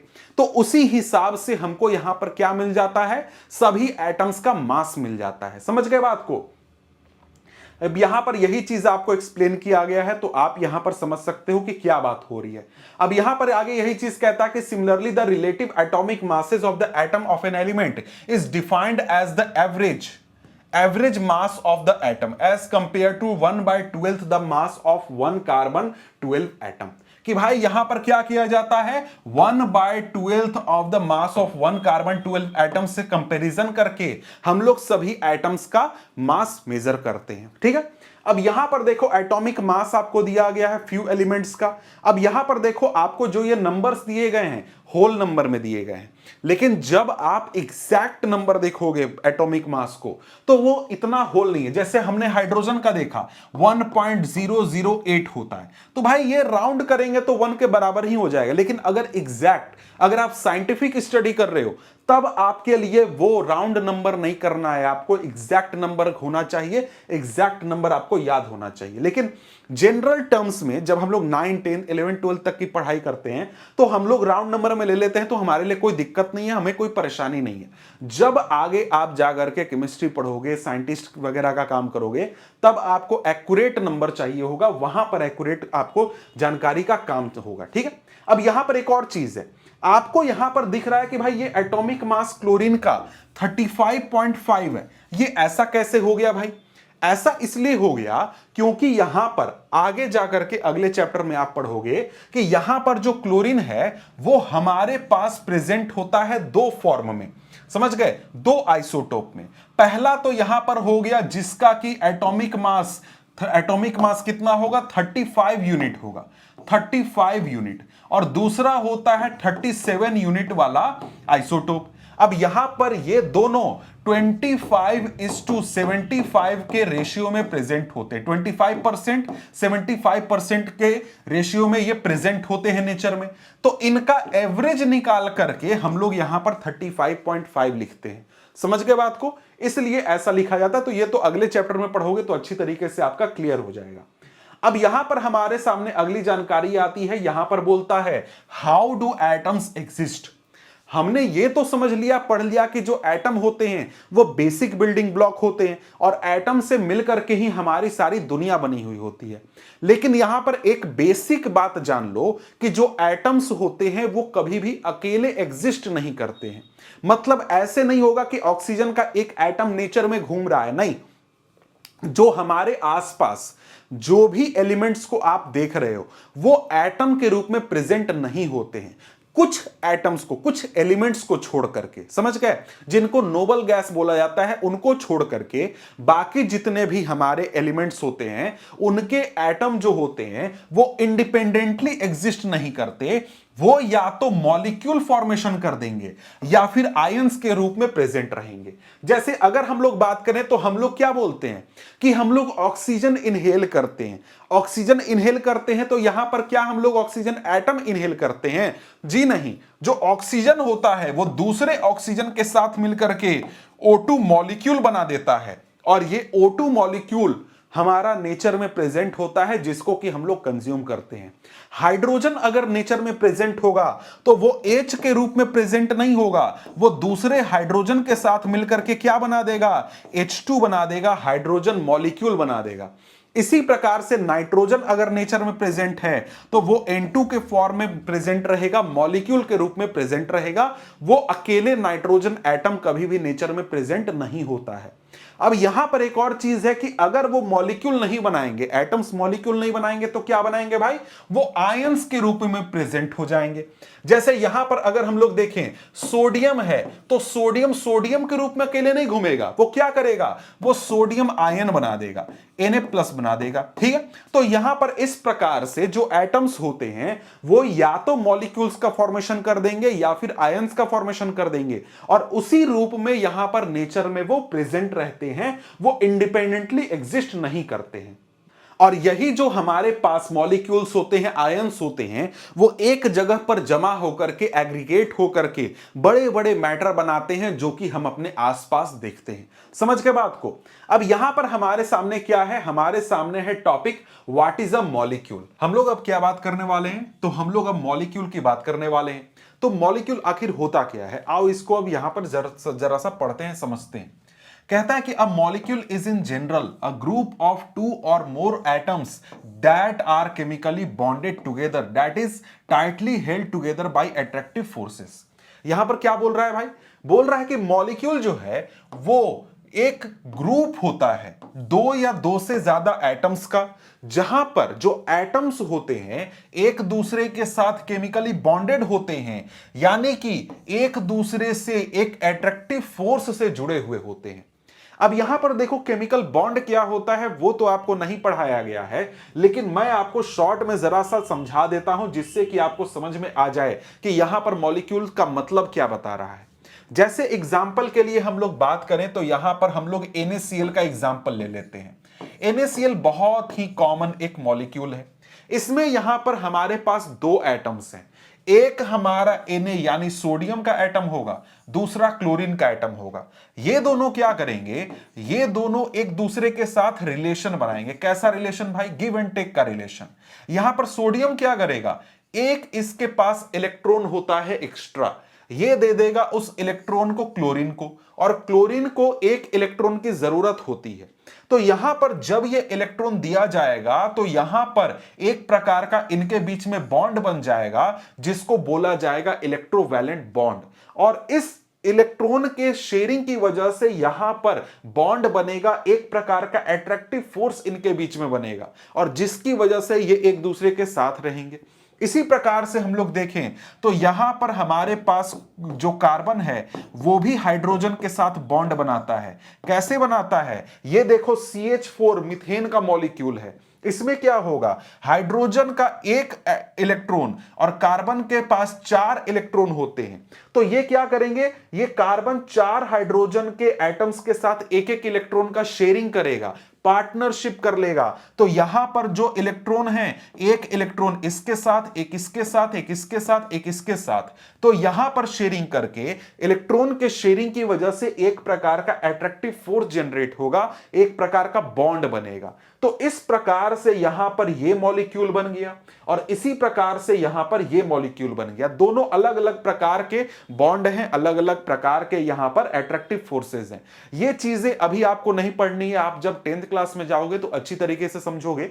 मैं बस आपको समझाने के लिए बता रहा हूं कि देखो इस प्रकार से बॉन्ड बनता है और जो अलग अलग एटम होते हैं एक दूसरे के साथ जुड़ जाते हैं। और इसी तरीके से जो हमारा O2 मॉलिक्यूल बनेगा, N2 मॉलिक्यूल बनेगा, NH3 मॉलिक्यूल बनेगा, और भी जितने भी मॉलिक्यूल्स बनते हैं, कंपाउंड बनते हैं, वो इसी प्रकार से बॉन्ड जब बनते हैं उनकी वजह से तैयार होते हैं। तो भाई मॉलिक्यूल क्या होता है? मॉलिक्यूल एक प्रकार का ग्रुप होता है दो या दो से ज्यादा एटम्स का, जिनमें की जो एटम्स होते हैं वो एक दूसरे के साथ केमिकली बॉन्डेड होते हैं, यानी कि एक दूसरे के साथ अट्रैक्टिव फोर्स की वजह से जुड़े हुए होते हैं। अब यहां पर मॉलिक्यूल का एक और डेफिनेशन है जो कि आपके लिए बहुत ही जरूरी है। ये मॉलिक्यूल होता क्या है, ये चीज समझ गए। अब मॉलिक्यूल के बारे में दूसरी बात क्या बता रहा है कि a molecule can be defined as the smallest particle of an element और a compound that is capable of an independent existence and shows all properties of that substance. मतलब देखो, हम यहां पर अपने आसपास बातचीत करते हैं बहुत सारे एलिमेंट्स की, बहुत सारे कंपाउंड की। जैसे हम लोग ऑक्सीजन की ही बात करते हैं कि हम लोग ऑक्सीजन इनहेल करते हैं, ऑक्सीजन हमारे शरीर में यूज होता है, ऑक्सीजन जो है दूसरे सब्सटेंस के साथ रिएक्शन करता है। तो यहां पर जब भी हम लोग इस प्रकार की बात बोलते हैं तो ये जो प्रॉपर्टीज होती हैं ऑक्सीजन की, या हाइड्रोजन की प्रॉपर्टी होती है, या क्लोरीन की प्रॉपर्टी होती है, या किसी भी एलिमेंट की प्रॉपर्टी होती है, वो प्रॉपर्टीज जो एटम्स होते हैं वो अकेले शो नहीं करते। एटम्स जो होते हैं वो इंडिपेंडेंट रूप से एग्जिस्ट नहीं करते, और एटम क्या करते हैं, मॉलिक्यूल का फॉर्मेशन करते हैं। तो जो मॉलिक्यूल होता है ना, वही एटम्स के प्रॉपर्टीज को दिखाता है, एलिमेंट की प्रॉपर्टीज को दिखाता है। यानी कि अगर हम लोग बात करें, ऑक्सीजन की बात करते हैं, तो ऑक्सीजन का मतलब O नहीं होता है, ऑक्सीजन का मतलब O2 होता है। यानी ऑक्सीजन का मॉलिक्यूल, जो हम लोग ऑक्सीजन इनहेल करते हैं, वो हम लोग क्या करते हैं, ऑक्सीजन के मॉलिक्यूल को इनहेल करते हैं। हमारे नेचर में नाइट्रोजन है, तो नाइट्रोजन हमारा नाइट्रोजन एटम के रूप में प्रेजेंट नहीं होता है, बल्कि नाइट्रोजन मॉलिक्यूल के रूप में प्रेजेंट होता है। तो जो भी एलिमेंट है उसकी जो भी प्रॉपर्टी हम जानते हैं या फिर प्रॉपर्टी दिखती है हमें, वो प्रॉपर्टी हमें उस एलिमेंट का मॉलिक्यूल दिखाता है, क्योंकि एटम जो है वो इंडिपेंडेंट रूप से एग्जिस्ट नहीं कर सकता और प्रॉपर्टीज को शो नहीं कर सकता। इसी प्रकार से जो हमारे पास कंपाउंड होते हैं, कंपाउंड का सबसे स्मॉलेस्ट यूनिट क्या होता है, एक मॉलिक्यूल होता है। जैसे कि हमने काफी बार अमोनिया की बात की, तो NH3 क्या है, एक प्रकार का कंपाउंड है और ये इसका मॉलिक्यूल भी है। अब यहां पर कंपाउंड क्या होता है भाई, और यहां पर ये एलिमेंट का मॉलिक्यूल अभी तुरंत हमें पढ़ना है, लेकिन समझो यहां पर कि यहां पर हमारा क्या हो गया, कंपाउंड का ये मॉलिक्यूल हो गया NH3, जो कि NH3 की प्रॉपर्टीज को शो करेगा। इसी प्रकार से जो CO2 है, CO2 भी एक प्रकार का मॉलिक्यूल है, CO2 कंपाउंड का मॉलिक्यूल है। इसमें क्या होगा, CO2 की जो प्रॉपर्टीज है वो CO2 यहां पर मॉलिक्यूल के द्वारा शो की जाएगी। इसी प्रकार से जो H2SO4 होता है ये हमारा एक प्रकार का मॉलिक्यूल हो जाएगा, H2SO4 कंपाउंड का मॉलिक्यूल है, जिसमें कि जो इसकी प्रॉपर्टीज हैं, जो भी प्रॉपर्टीज हैं वो इस मॉलिक्यूल के द्वारा शो की जाएंगी। समझ गए। अगर यहां से हम लोग हाइड्रोजन और SO4 सल्फेट को अलग कर दें तो फिर जो प्रॉपर्टीज H2SO4 की है वो हमें नहीं दिखेंगी। इसी प्रकार से कार्बन में और ऑक्सीजन को CO2 में से अलग कर दें तो वो प्रॉपर्टीज हमें नहीं दिखेंगी जो कि CO2 में होती हैं। इसलिए यहां पर जो मॉलिक्यूल है वो हमारा स्मॉलेस्ट यूनिट होता है, जो कि इंडिपेंडेंट एग्जिस्ट कर सकता है और साथ ही साथ सब्सटेंस की प्रॉपर्टीज को शो कर सकता है। अब यहां पर देखो हमारे पास जो मॉलिक्यूल बनता है वो दो प्रकार का बनता है। पहला तो सेम एलिमेंट के एटम्स आपस में जुड़ेंगे, या फिर हो सकता है कि जो डिफरेंट एलिमेंट है उनके वो आपस में जुड़ेंगे, डिफरेंट एलिमेंट के एटम। तो यहां पर हमारे पास दो प्रकार के मॉलिक्यूल हैं जो कि हमें पढ़ने हैं। पहला है मॉलिक्यूल्स ऑफ एलिमेंट। मतलब क्या कि जो एलिमेंट्स हैं उनका मॉलिक्यूल। इसका मतलब क्या हो, बहुत सिंपल सी बात है कि यहां पर जब भी हमारे पास एक ही प्रकार के एटम मिल करके मॉलिक्यूल का फॉर्मेशन करेंगे तो उसको हम क्या बोलते हैं, मॉलिक्यूल्स ऑफ एलिमेंट। जैसे यहां पर एग्जांपल के तौर पर देखो तो यहां पर ये सारे आपको मॉलिक्यूल्स ऑफ एलिमेंट हैं। इसमें क्या देख पा रहे हो, यहां पर हाइड्रोजन हाइड्रोजन जुड़ करके हमारा मॉलिक्यूल बना, तो ये क्या है, हाइड्रोजन एलिमेंट का मॉलिक्यूल है। यहां पर ऑक्सीजन ऑक्सीजन जुड़ करके हमारा क्या बना, मॉलिक्यूल बना, तो ये ऑक्सीजन का मॉलिक्यूल है। यहां पर सल्फर, सारे सल्फर जुड़े हुए हैं तो ये सल्फर का मॉलिक्यूल है। इसी प्रकार से ऑक्सीजन, तीन अगर ऑक्सीजन के एटम जुड़ जाए तो ओजोन बनेगा, ये भी एक प्रकार का हमारे एलिमेंट का मॉलिक्यूल है। और यहां पर आप हीलियम को भी देख पा रहे हो। हीलियम में क्या होता है, सिंगल एटम होता है। क्यों भाई सिंगल एटम होता है, क्योंकि हीलियम जो है वो रिएक्ट नहीं करता किसी दूसरे हीलियम से या किसी दूसरे एटम से जाकर के रिएक्शन नहीं करेगा, इसलिए वो हमेशा नेचर में अकेले एग्जिस्ट करता है। ये एक प्रकार का नोबल गैस होता है। और इसी प्रकार के और भी होते हैं जैसे कि आर्गन हो गया, जेनन हो गया, और भी सारे हैं, तो वो सब अकेले एग्जिस्ट करते हैं। समझ गए बात को। तो यहां पर मॉलिक्यूल्स ऑफ एलिमेंट समझ गए कि एक ही एलिमेंट के कई सारे अगर एटम्स जुड़ रहे हैं तो क्या होगा, हमारे पास मॉलिक्यूल ऑफ एलिमेंट मिलेगा। और हां एक चीज, यहां पर मॉलिक्यूल ऑफ एलिमेंट में हमारे पास मोनो एटॉमिक भी हो सकता है, यानी कि सिंगल एटम वाला मॉलिक्यूल भी हो सकता है। अब इसी चीज को यहां पर पढ़ लेते हैं। क्या बोल रहा है, बोल रहा है कि molecules of many elements such as argon, helium etcetera are made up of only one atom of that element. यहां पर बहुत सारे ऐसे एलिमेंट हैं जैसे कि आर्गन हो गया, हीलियम हो गया, जेनॉन भी होता है, जिनमें सिर्फ एक एटम प्रेजेंट होता है। क्यों भाई, क्योंकि ये नोबल गैसेस होते हैं, ये दूसरे किसी एटम के साथ रिएक्ट नहीं करते, दूसरे किसी के साथ बॉन्ड नहीं बनाते, इस वजह से ये नेचर में अकेले ही प्रेजेंट होते हैं। और ये इनको भी हम मॉलिक्यूल ही बोलते हैं। समझ गए, ये भी मॉलिक्यूल हैं। और इनको हम लोग क्या बोलते हैं, इनको हम लोग बोलते हैं मोनो एटॉमिक मॉलिक्यूल। मतलब क्या, इनके मॉलिक्यूल में सिर्फ एक एटम प्रेजेंट है। समझ गए। अब यहां पर इसके अलावा अगर हम लोग दूसरे मॉलिक्यूल्स की बात करें, जैसे हम लोग ऑक्सीजन की बात करते हैं, तो यहां पर क्या होगा, यहां पर ऑक्सीजन में हम लोग देखते हैं कि दो एटम्स जुड़ते हैं। मतलब ऑक्सीजन के दो एटम आकर के जुड़ते हैं, और यहां पर इनको हम लोग क्या बोलते हैं, डाई एटॉमिक मॉलिक्यूल बोलते हैं। मतलब एक मॉलिक्यूल में दो एटम जुड़ रहे हैं। जैसे हाइड्रोजन हाइड्रोजन जुड़ करके क्या बनाएगा, H2 मॉलिक्यूल बनाएगा, नाइट्रोजन नाइट्रोजन जुड़ करके N2 बनाएगा, तो ये क्या हो जाएंगे, ये हो जाएंगे डाई एटॉमिक मॉलिक्यूल, यानी एक मॉलिक्यूल में दो एटम है। इसी प्रकार से अगर हम लोग देखें, यहां पर ऑक्सीजन के तीन एटम जुड़ करके अगर एक मॉलिक्यूल बनाते हैं तो यहां पर हमको ओजोन मिल जाता है, O3 मिल जाता है। और यहां पर O3 यानी पॉली एटॉमिक मॉलिक्यूल हो गया। हमारे पास दो से ज्यादा एटम्स प्रेजेंट हैं। इसी प्रकार से देखो तो सल्फर है, सल्फर यहां पर 8 एटम मिलकर के सल्फर का मॉलिक्यूल बनाते हैं, तो यह भी एक प्रकार का पॉली एटॉमिक मॉलिक्यूल हो गया। अब यहां पर हमारे सामने एक चीज आ जाती है एटॉमिसिटी। क्या बोलता है? बोलता है कि the number of atoms constituting molecule is known as its atomicity. किसी भी मॉलिक्यूल में कितने एटम्स प्रेजेंट हैं उसकी संख्या उस मॉलिक्यूल की एटॉमिसिटी होती है।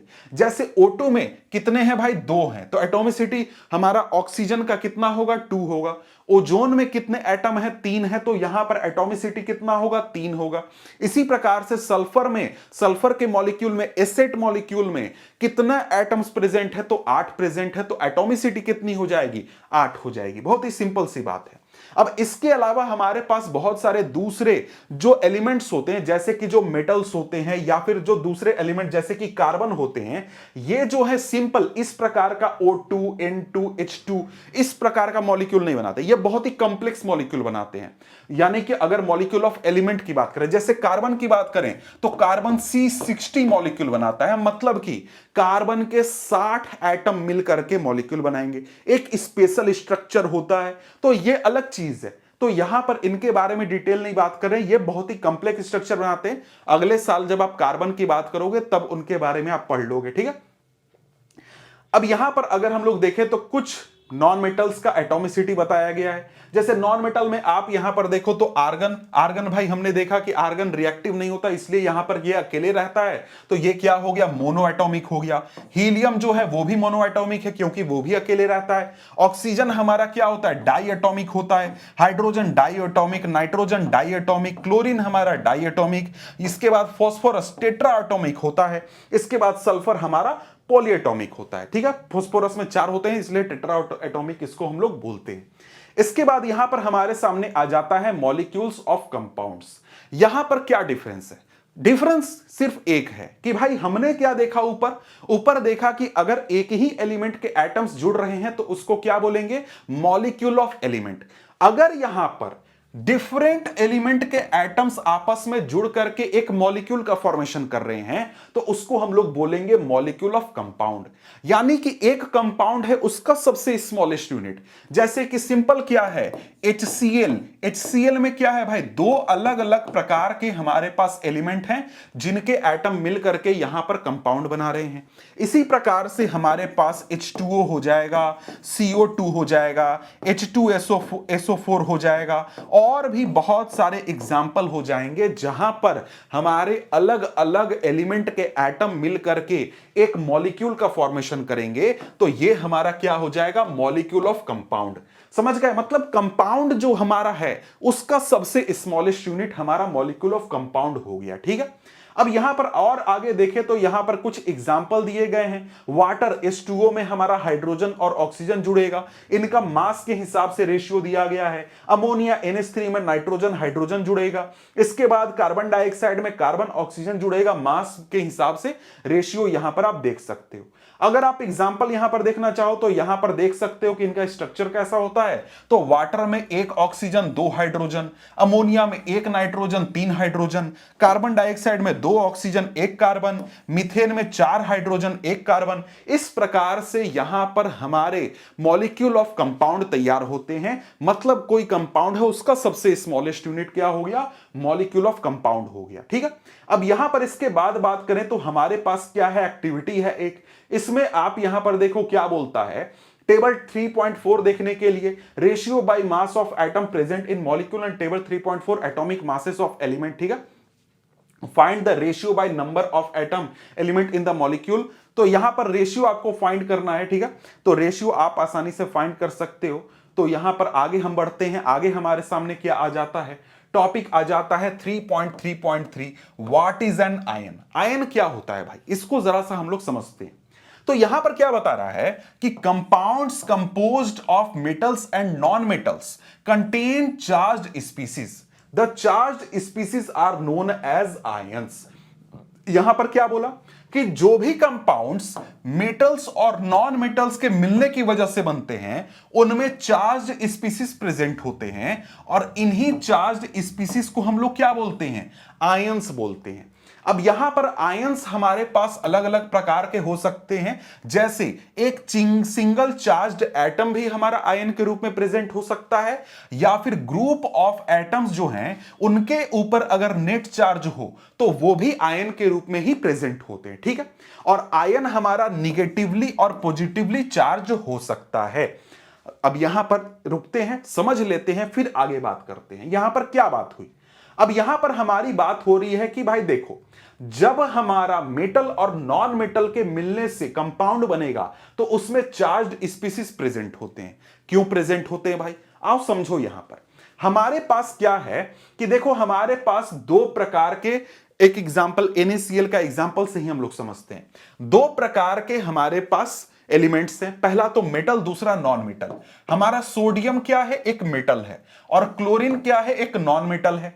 अब सोडियम का वैलेंसी अगर तुम देखो तो वैलेंसी अभी तक तुमने नहीं पढ़ा है, समझ लो, यहां पर जान लो कि देखो यहां पर जो हमारे पास कोई भी एटम होता है उसमें जो इलेक्ट्रॉन्स होते हैं वो ऑर्बिट में चक्कर लगाते हैं। ठीक है, अलग अलग लेवल ऑफ ऑर्बिट होते हैं, शेल होते हैं। ठीक है, तो यहां पर सबसे आउटर शेल में जो इलेक्ट्रॉन प्रेजेंट होगा उसको वैलेंस इलेक्ट्रॉन बोलते हैं, और सबसे आउटर शेल में जो इलेक्ट्रॉन की संख्या होगी उसको वैलेंसी बोलते हैं। वैलेंसी थोड़ा सा और ट्रिकी है।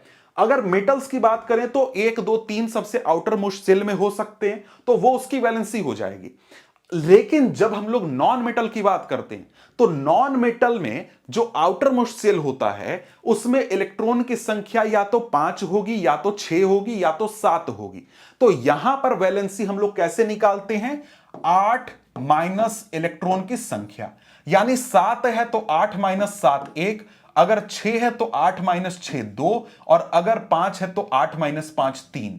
तो यहां पर हमारा मेटल की टेंडेंसी क्या होगी कि भाई यहां पर हमारे आउटर मोस्ट सेल में 1 इलेक्ट्रॉन है, या 2 इलेक्ट्रॉन है, या 3 इलेक्ट्रॉन है।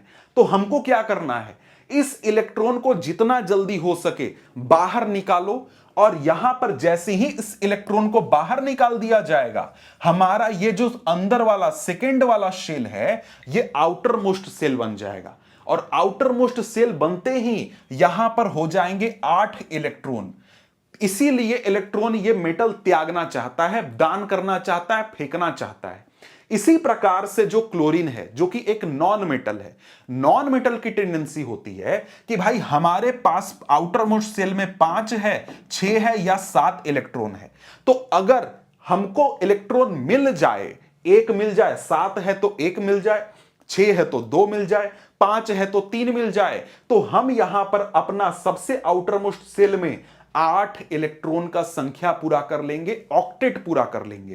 तो यहां पर हमारा जो ऑक्टेट है वो पूरा हो जाएगा। अब इसी चीज की वजह से जो मेटल्स होते हैं वो क्या करते हैं, इलेक्ट्रॉन देना चाहते हैं अपना ऑक्टेट पूरा करने के लिए।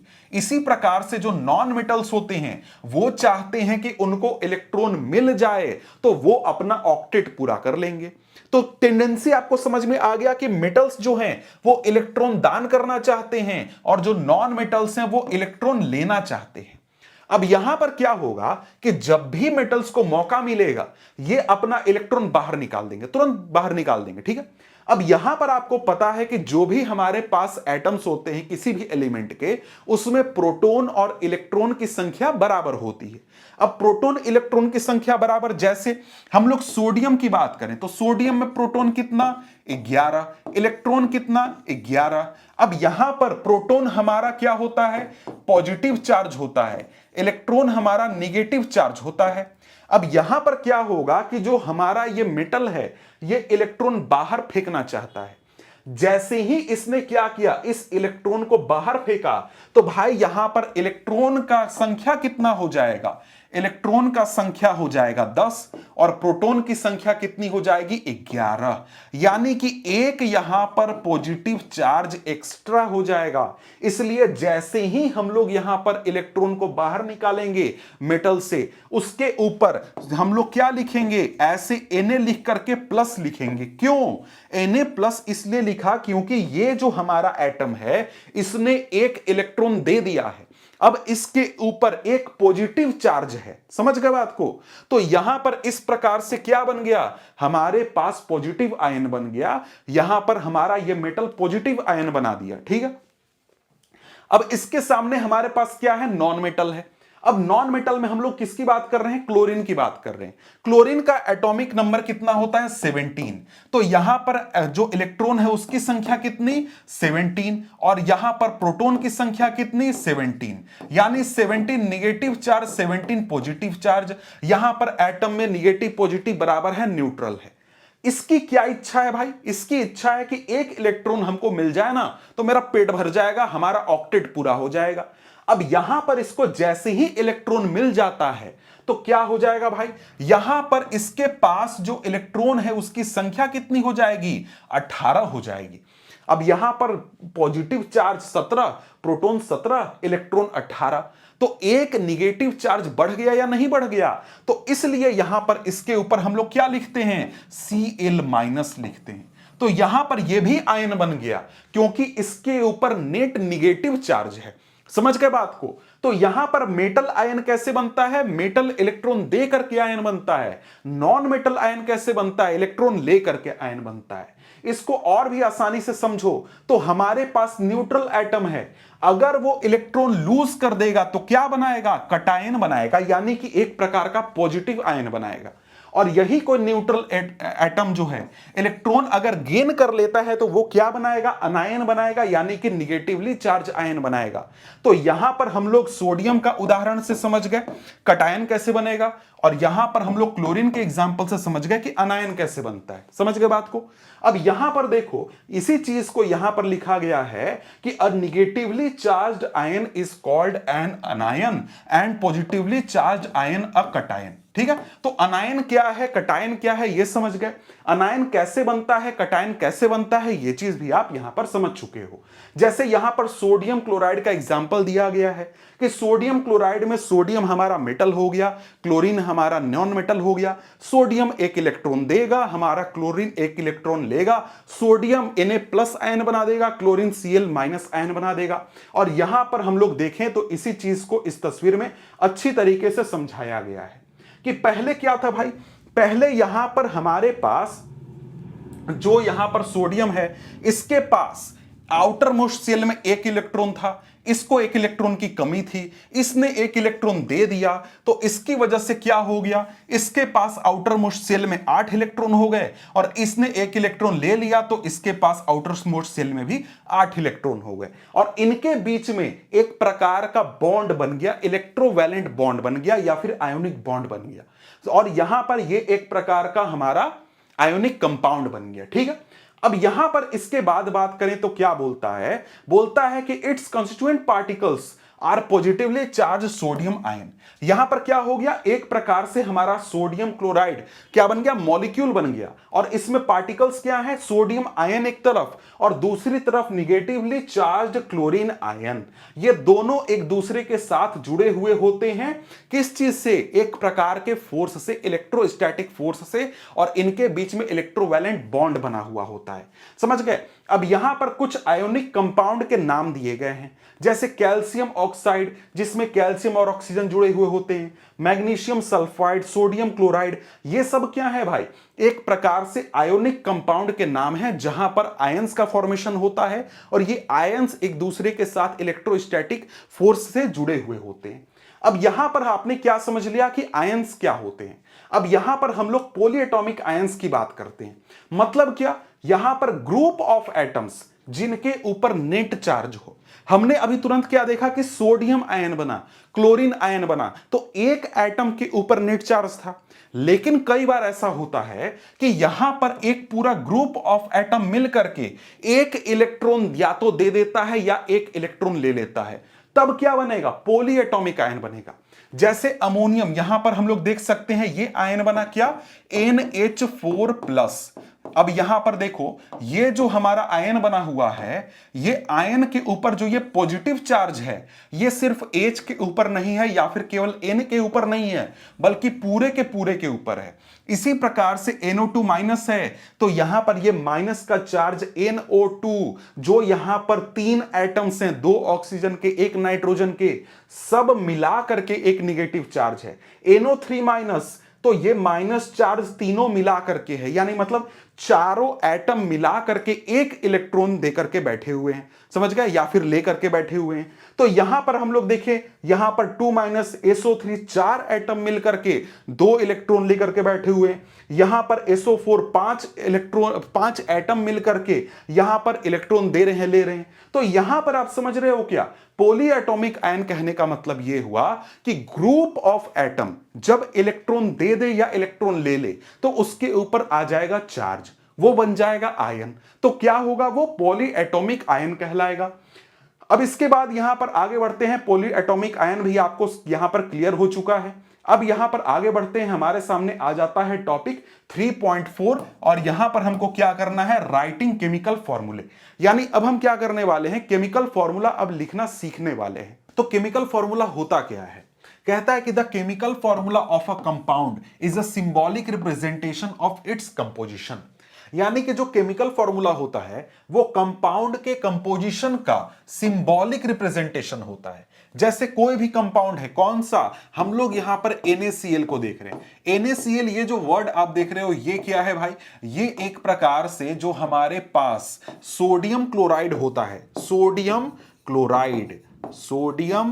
क्लोराइड, ये हमारा क्या है, ये हमारा एक कंपाउंड है। इसी कंपाउंड का हमने क्या किया, सिंबॉलिक रिप्रेजेंटेशन कर दिया कि यहां पर इस कंपाउंड में कौन कौन सी चीजें अवेलेबल हैं, कौन कौन सा यहां पर हमारा कंपोजिशन है। जैसे सोडियम है, क्लोरीन है, और सोडियम क्लोरीन के एटम की संख्या कितनी है, यह चीज यहां पर हमने बता दिया। तो यह क्या है, एक प्रकार से सिंबॉलिक रिप्रेजेंटेशन है किसी भी कंपाउंड का। और यही चीज यहां पर केमिकल फॉर्मूला करता है कि कोई भी कंपाउंड है, उसका जो कंपोजिशन है वो हमें पता चल जाता है। जैसे कि यहां पर हम लोग एग्जांपल लें, तो एग्जांपल में हमारा क्या है, H2SO4। ये क्या है, ये एक सिंबॉलिक रिप्रेजेंटेशन है सल्फ्यूरिक एसिड का। तो यहां पर सल्फ्यूरिक एसिड में हमें साफ साफ पता चल गया कि हाइड्रोजन के 2 एटम होते हैं, सल्फर का 1 एटम होता है, ऑक्सीजन का 4 एटम होता है। हमें बड़ी आसानी से यह बात पता चल गई कि यहां पर यह जो हमारे पास कंपाउंड है, इसका कंपोजिशन क्या है। ऐसे अगर हम लोग इसका केमिकल नाम लिखते हैं तब हमें कंपोजिशन पता नहीं चलता है। इसी प्रकार से यहां पर देखो, कई आपको नाम दिए गए हैं, तो यहां पर इनको कंबाइन करके हम लोग क्या बनाएंगे, हम लोग यहां पर अपना सिंबॉलिक रिप्रेजेंटेशन करेंगे, यानी कि केमिकल फॉर्मूला लिखेंगे। तो केमिकल फॉर्मूला बहुत अच्छा तरीका है जिससे किसी भी कंपाउंड का केमिकल कंपोजिशन हमें पता चल जाता है, साथ ही साथ उसमें कौन कौन से एटम है ये हमें पता चल जाता है। सभी चीजें, जानकारी हमको आसानी से पता चल जाती है। अब यहां पर कहता है कि the chemical formula of different compound can be written easily. बड़ी आसानी से इसको हम लोग लिख सकते हैं, और यही चीज यहां पर हम लोग सीखने वाले हैं। कहता है कि we need to learn the symbol and combining capacity of elements. हमें क्या पता होना चाहिए, सबसे पहला तो जो हमारे पास एलिमेंट्स हैं उनका सिंबल पता होना चाहिए, और उसके बाद जो एलिमेंट्स है उनका कंबाइनिंग कैपेसिटी पता होना चाहिए। अभी कुछ देर पहले जब हम लोग आयंस की चर्चा कर रहे थे, तब वहां पर हमने NaCl का एग्जांपल देखा था कि जो Na है, सोडियम है, वो 1 इलेक्ट्रॉन दे सकता है, जो क्लोरीन है वो 1 इलेक्ट्रॉन ले सकता है। तो इन दोनों का कंबाइनिंग की कैपेसिटी कितना हुआ, 1 हुआ। इसी प्रकार से हमारे पास दूसरे एलिमेंट्स होते हैं, उनके एटम का कंबाइनिंग कैपेसिटी दूसरा होता है। जैसे ऑक्सीजन की बात करें तो ऑक्सीजन को आप देखोगे तो ऑक्सीजन जो है उसके आउटर मोस्ट शेल में 6 इलेक्ट्रॉन होते हैं। मतलब क्या, इसको 6 के अलावा 2 इलेक्ट्रॉन की जरूरत है, तो इसका कंबाइनिंग कैपेसिटी कितना हो गया? 2 हो गया। इसी प्रकार से यहां पर यह पूरा लिस्ट दिया गया है जिसमें कि आप देख सकते हो कि अलग अलग जो हमारे पास एलिमेंट्स होते हैं उनका कंबाइनिंग कैपेसिटी अलग होता है। जैसे सोडियम का यहां पर 1 प्लस साइन है, यानी 1 इसका कंबाइनिंग कैपेसिटी है। पोटेशियम का भी 1 है। अब यहां पर मैग्नीशियम का देखो तो 2 कंबाइनिंग कैपेसिटी, कैल्शियम का 2 है, जिंक का 2 है, आयरन का 2 है, कॉपर का 2 है, एल्यूमिनियम का 3 है, आयरन का 3 है। आयरन 3 यहां पर ये 2 स्टेट में पाया जाता है, ठीक है। अब यहां पर अगर हम लोग देखें तो इसके बाद यहां पर नॉन मेटालिक एलिमेंट में 1 1 2 2 3 यहां पर देख सकते हो। इसके बाद पॉली एटॉमिक आयंस जो होते हैं इनका भी कंबाइनिंग कैपेसिटी आप यहां पर देख सकते हो। 1 प्लस 1 है, मतलब क्या? इसका कंबाइनिंग कैपेसिटी 1 है। ये क्या करेगा? ये 1 इलेक्ट्रॉन दे सकता है। और इसके बाद यहां पर हाइड्रोक्साइड है, इसके ऊपर एक माइनस का साइन है, ये 1 इलेक्ट्रॉन ले लेगा। इसी प्रकार से दूसरे यहां पर पॉली एटॉमिक आयंस को देख सकते हो, उनका कंबाइनिंग कैपेसिटी दिख सकता है। कंबाइनिंग कैपेसिटी सीधी सीधी बात कर रहा है किस चीज की? कितने इलेक्ट्रॉन कोई दे सकता है या कितना इलेक्ट्रॉन ले सकता है, यह होता है कंबाइनिंग कैपेसिटी। अब यहां पर देखो, यह तो एक प्रकार के हमने एलिमेंट्स और आयंस की बात कर ली, जो आयोनिक कंपाउंड बनते हैं उनकी बात हो गई। लेकिन अगर हम लोग बात करें तो जो दूसरे तरीके के बॉन्ड बनते हैं, जिसको कि हम लोग कोवैलेंट बॉन्ड बोलते हैं, जैसे कार्बन जो बॉन्ड बनाता है, हाइड्रोजन बनाता है, और भी दूसरे यहां पर एलिमेंट्स बनाते हैं, एलिमेंट के एटम बनाते हैं, वहां पर जो कंबाइनिंग कैपेसिटी है वो दूसरी प्रकार से देखी जाती है कि वहां पर कितने इलेक्ट्रॉन का शेयरिंग हो सकता है। जैसे कि हाइड्रोजन और हाइड्रोजन का जो बॉन्ड बनता है, यहां पर इलेक्ट्रॉन का शेयरिंग होता है। इन दोनों के पास एक एक इलेक्ट्रॉन है और दोनों क्या करते हैं? अपना अपना इलेक्ट्रॉन का शेयरिंग कर लेते हैं, तो यहां पर ये H2 बना देते हैं। इसी प्रकार से ऑक्सीजन ऑक्सीजन के बीच में भी शेयरिंग होकर के यहां पर ऑक्सीजन मॉलिक्यूल बनता है। तो यहां पर भी हमारा क्या होगा? दोनों का कंबाइनिंग कैपेसिटी 2 है, दोनों अपना अपना शेयरिंग कर लेते हैं। इसी प्रकार से जो कार्बन है उसके पास 4 आउटर मोस्ट शेल में इलेक्ट्रॉन होते हैं और ये 4 इलेक्ट्रॉन का शेयरिंग करता है, तो कार्बन का कंबाइनिंग कैपेसिटी 4 है। अब ये सब चीजें एक्स्ट्रा है, इनकी बात यहां पर हमको नहीं करनी है। यहां पर हम लोग जो हैं आयंस की बात करने वाले हैं, आयोनिक बॉन्ड की बात करने वाले हैं, आयोनिक कंपाउंड की बात करने वाले हैं। तो यहां पर अगर हम लोग देखें तो बड़ी आसानी से हम लोग यहां पर नाम लिख सकते हैं। अब यहां पर देखो कंबाइनिंग कैपेसिटी क्या है भाई? कंबाइनिंग कैपेसिटी की बात कर रहा है। कंबाइनिंग कैपेसिटी हम लोग किसकी बात कर रहे हैं? हम लोग मेटल्स और नॉन मेटल्स की बात कर रहे हैं, क्योंकि मेटल्स और नॉन मेटल जो होते हैं एक दूसरे के साथ जुड़ करके आयोनिक कंपाउंड का फॉर्मेशन करते हैं, वो आयंस का फॉर्मेशन करते हैं। इन्हीं की बात यहां पर हमें करनी है। दूसरे प्रकार के जो बॉन्ड बनते हैं, दूसरे प्रकार से जो कंपाउंड का फॉर्मेशन होता है, उनकी बात यहां पर हम लोग नहीं कर रहे हैं। इसीलिए यहां पर क्या लिखा गया है? द कंबाइनिंग पावर और combining capacity of an element is known as its valency. इस वैलेंसी के नाम से जानते हैं। अब मतलब क्या हुआ यहां पर? यहां पर यह हुआ कि देखो, हमने जैसे सोडियम की बात की थी, हमने जैसे क्लोरीन की बात की थी, कि सोडियम की बात करें तो सोडियम यानी कि Na हो गया, इसका यहां पर एटॉमिक नंबर कितना होता है? 11 होता है। और यहां पर अगर हम लोग देखें तो 2 8 1। अब यहां पर ये क्या होगा? सोडियम, और इसको ऐसे लिखें तो यहां 2 8, यहां 2 हो गया, यहां 8 हो गया, यहां 1 हो गया। आउटर मोस्ट शेल में 1 इलेक्ट्रॉन है, तो ये 1 क्या हो गया? इसका वैलेंसी हो गया। और 1 यानी कि 1 इलेक्ट्रॉन है, तो वैलेंस इलेक्ट्रॉन की संख्या कितनी हो गई? 1 हो गई। तो यहां पर ये सोडियम क्या करेगा? 1 इलेक्ट्रॉन दे सकता है, इसलिए ये 1 क्या हो गया? सोडियम का कंबाइनिंग कैपेसिटी हो गया। इसी प्रकार से अगर हम लोग क्लोरीन की बात करें तो क्लोरीन का कितना होता है भाई? Cl का होता है 17 एटॉमिक नंबर। इसमें क्या होगा? 2 8 और इसके बाद 7 होगा। तो यहां पर जब इसका हम लोग शेल फॉर्मेशन करेंगे तो 2 8 और 7 होगा। यहां पर इसको 1 इलेक्ट्रॉन चाहिए और यहां पर 1 इलेक्ट्रॉन मिलते ही क्या हो जाएगा? आउटर मोस्ट शेल में 8 इलेक्ट्रॉन हो जाएगा। तो यहां पर इसका कंबाइनिंग कैपेसिटी कितना हुआ? 1 हो गया। ये 1 इलेक्ट्रॉन ले सकता है, यानी वैलेंसी कितना हो गया? 1a हो गया। समझ गए बात को? वैलेंसी की बात तो हम पहले थोड़ी मोड़ी आयंस में भी कर चुके हैं। तो यहां पर आप समझ गए कि कंबाइनिंग कैपेसिटी का क्या मतलब है। यहां पर तो कंबाइनिंग कैपेसिटी मतलब क्या? वैलेंसी। वैलेंसी मतलब क्या? कितना इलेक्ट्रॉन दे करके या कितना इलेक्ट्रॉन ले करके ऑक्टेट पूरा हो जाता है।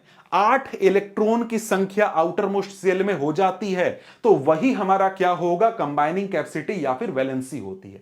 यहां पर कहता है कि valency can be used to find how the atoms of an element with combine with the atom of another element to form a chemical compound. Valency का यूज करके बड़ी आसानी से हम यह पता लगा सकते हैं कि किस प्रकार से वो एटम दूसरे किसी एटम के साथ कंबाइन होकर के केमिकल कंपाउंड बनाएगा। समझ गए?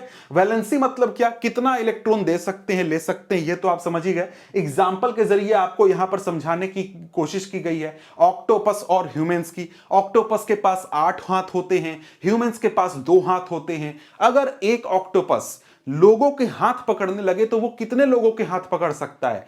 4 लोगों के हाथ पकड़ सकता है। मतलब कि हम 2 हाथ से जाकर के ऑक्टोपस का 2 हाथ पकड़ेंगे, दूसरा व्यक्ति जाकर के 2 हाथ, तीसरा 2 हाथ और चौथा 2 हाथ। तो यहां पर एक ऑक्टोपस 4 ह्यूमंस के साथ कंबाइन हो सकता है, 4 ह्यूमंस को पकड़ सकता है। उसी प्रकार से यहां पर जो हमारा वैलेंसी होता है वो हमारे आयंस के मामले में होता है कि 1 इलेक्ट्रॉन दे सकता है तो 1 हाथ हो गया, 2 इलेक्ट्रॉन दे सकता है तो 2 हाथ हो गए, 3 इलेक्ट्रॉन दे सकते हैं तो 3 हाथ हो गए। और यहां पर जो हमारा एटम है वो 1 बॉन्ड बना सकता है, 2 बॉन्ड बना सकता है या फिर 3 बॉन्ड बना सकता है, जितना कि उसका इलेक्ट्रॉन देने का कैपेसिटी है।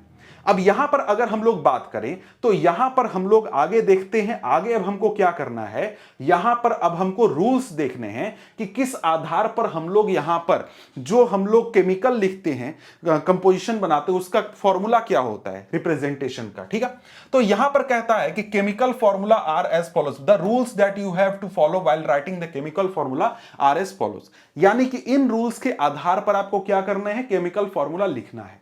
कहता है कि द वैलेंसीज और charges on the ion must balance. Valencies और चार्जेस क्या होने चाहिए? बैलेंस होने चाहिए।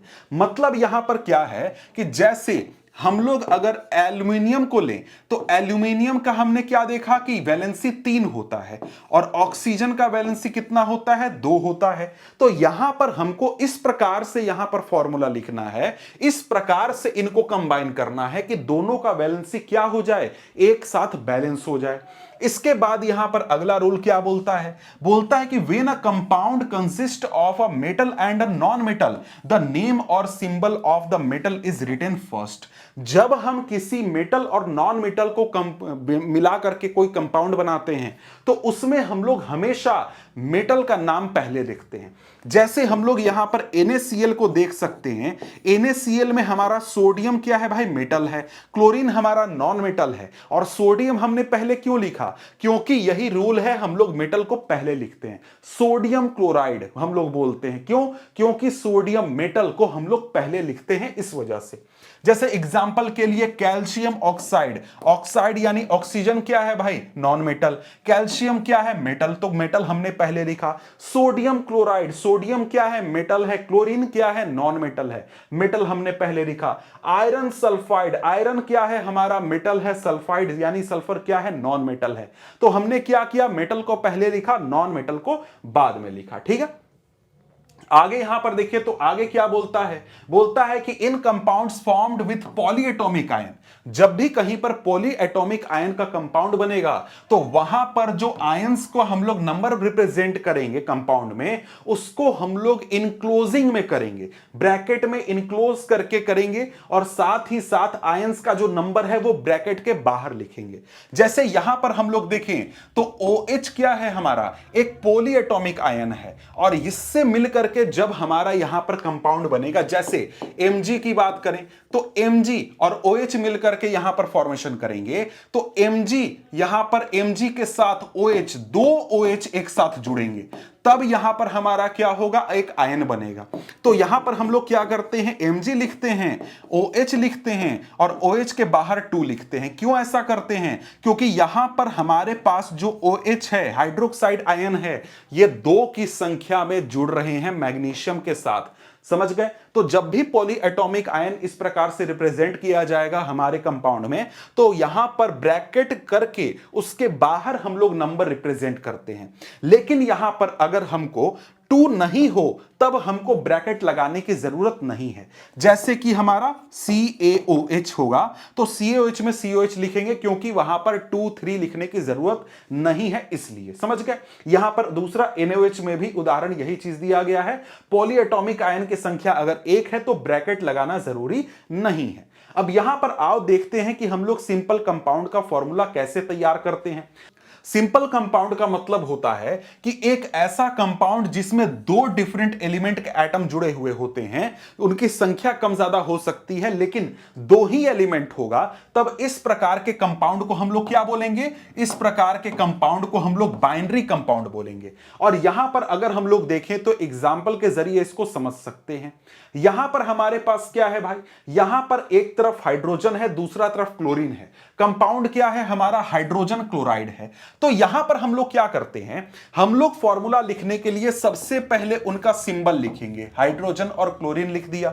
अब इनकी जो वैलेंसी है या फिर जो कंबाइनिंग कैपेसिटी है उसको इनके नीचे इस प्रकार से लिखते हैं, और इनको लिखने के बाद यहां पर क्रॉस मल्टीप्लिकेशन कर देते हैं। मतलब क्या हुआ कि क्लोरीन का जो वैलेंसी होगा उसको H के साथ लिख देंगे और हाइड्रोजन का जो वैलेंसी होगा उसको क्लोरीन के साथ लिख देंगे। तो ऐसा करने के बाद हमको क्या मिलेगा? यहां पर HCl मिलेगा। समझ गए? यह हमारा केमिकल फॉर्मूला हो गया। इसी प्रकार से अगर हम लोग देखें तो यहां पर है हाइड्रोजन सल्फाइड।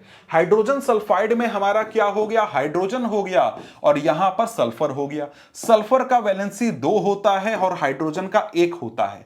हम क्या करेंगे? क्रॉस मल्टीप्लिकेशन कर देंगे। हाइड्रोजन सल्फर वाला आ जाएगा हाइड्रोजन पे और हाइड्रोजन वाला सल्फर पे चला जाएगा। तो हम क्या लिखेंगे? H2S। इसका मतलब क्या हुआ? इसका मतलब यहां पर यह हुआ कि एक सल्फर का एटम 2 हाइड्रोजन के एटम के साथ यहां पर जुड़ रहा है, बॉन्ड बना रहा है। समझ गए? एक इलेक्ट्रॉन का यहां पर पेयरिंग इस हाइड्रोजन के साथ, एक इलेक्ट्रॉन का पेयरिंग इस हाइड्रोजन के साथ हो रहा है। यहां पर इसका H2S का यह मतलब होता है। इसी प्रकार से अगर हम लोग आगे दूसरा एग्जाम्पल देखें तो यहां पर हमारे पास है कार्बन टेट्राक्लोराइड। कार्बन टेट्राक्लोराइड में क्या हो रहा है भाई? तो यहां पर हमारे पास कार्बन है, यहां पर क्लोरीन है। कार्बन का वैलेंसी 4 होता है, क्लोरीन का वैलेंसी 1 होता है। तो क्या करेंगे? क्रॉस मल्टीप्लिकेशन कर देंगे। तो यहां पर क्या हो जाएगा? यहां पर हो जाएगा CCl4 हो जाएगा। इसका मतलब क्या हुआ? एक कार्बन जो है 4 Cl के साथ यहां पर बॉन्ड बना रहा है, यहां पर इलेक्ट्रॉन का पेयरिंग कर रहा है। इसके बाद और देखें तो यहां पर हमारे पास है मैग्नीशियम क्लोराइड। मैग्नीशियम क्लोराइड में आप क्या देख रहे हो? यहां पर आप देख रहे हो कि मैग्नीशियम यहां पर हो गया, क्लोरीन हो गया, मैग्नीशियम का 2 हो गया वैलेंसी, क्लोरीन का 1 हो गया। तो यहां पर क्या होगा? यहां पर हम लोग क्रॉस मल्टीप्लिकेशन करके MgCl2 यहां पर लिख देते हैं।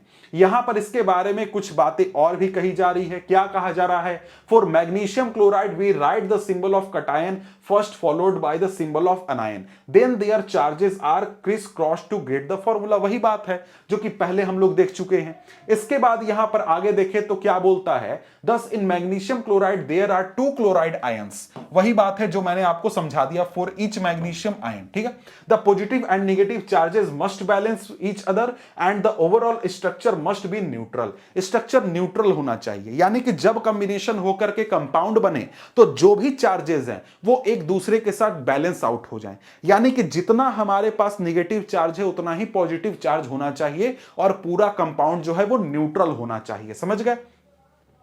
अब यहां पर इसके बाद देखें तो हमारे पास क्या है? Aluminium oxide. एल्यूमिनियम ऑक्साइड में क्या देख रहे हो भाई? जो एल्यूमिनियम है और इधर ऑक्सीजन है, जो एल्यूमिनियम है उसके ऊपर 3 चार्ज है, 3+ है, और यहां पर ऑक्सीजन के ऊपर यहां पर 2- है। ठीक है?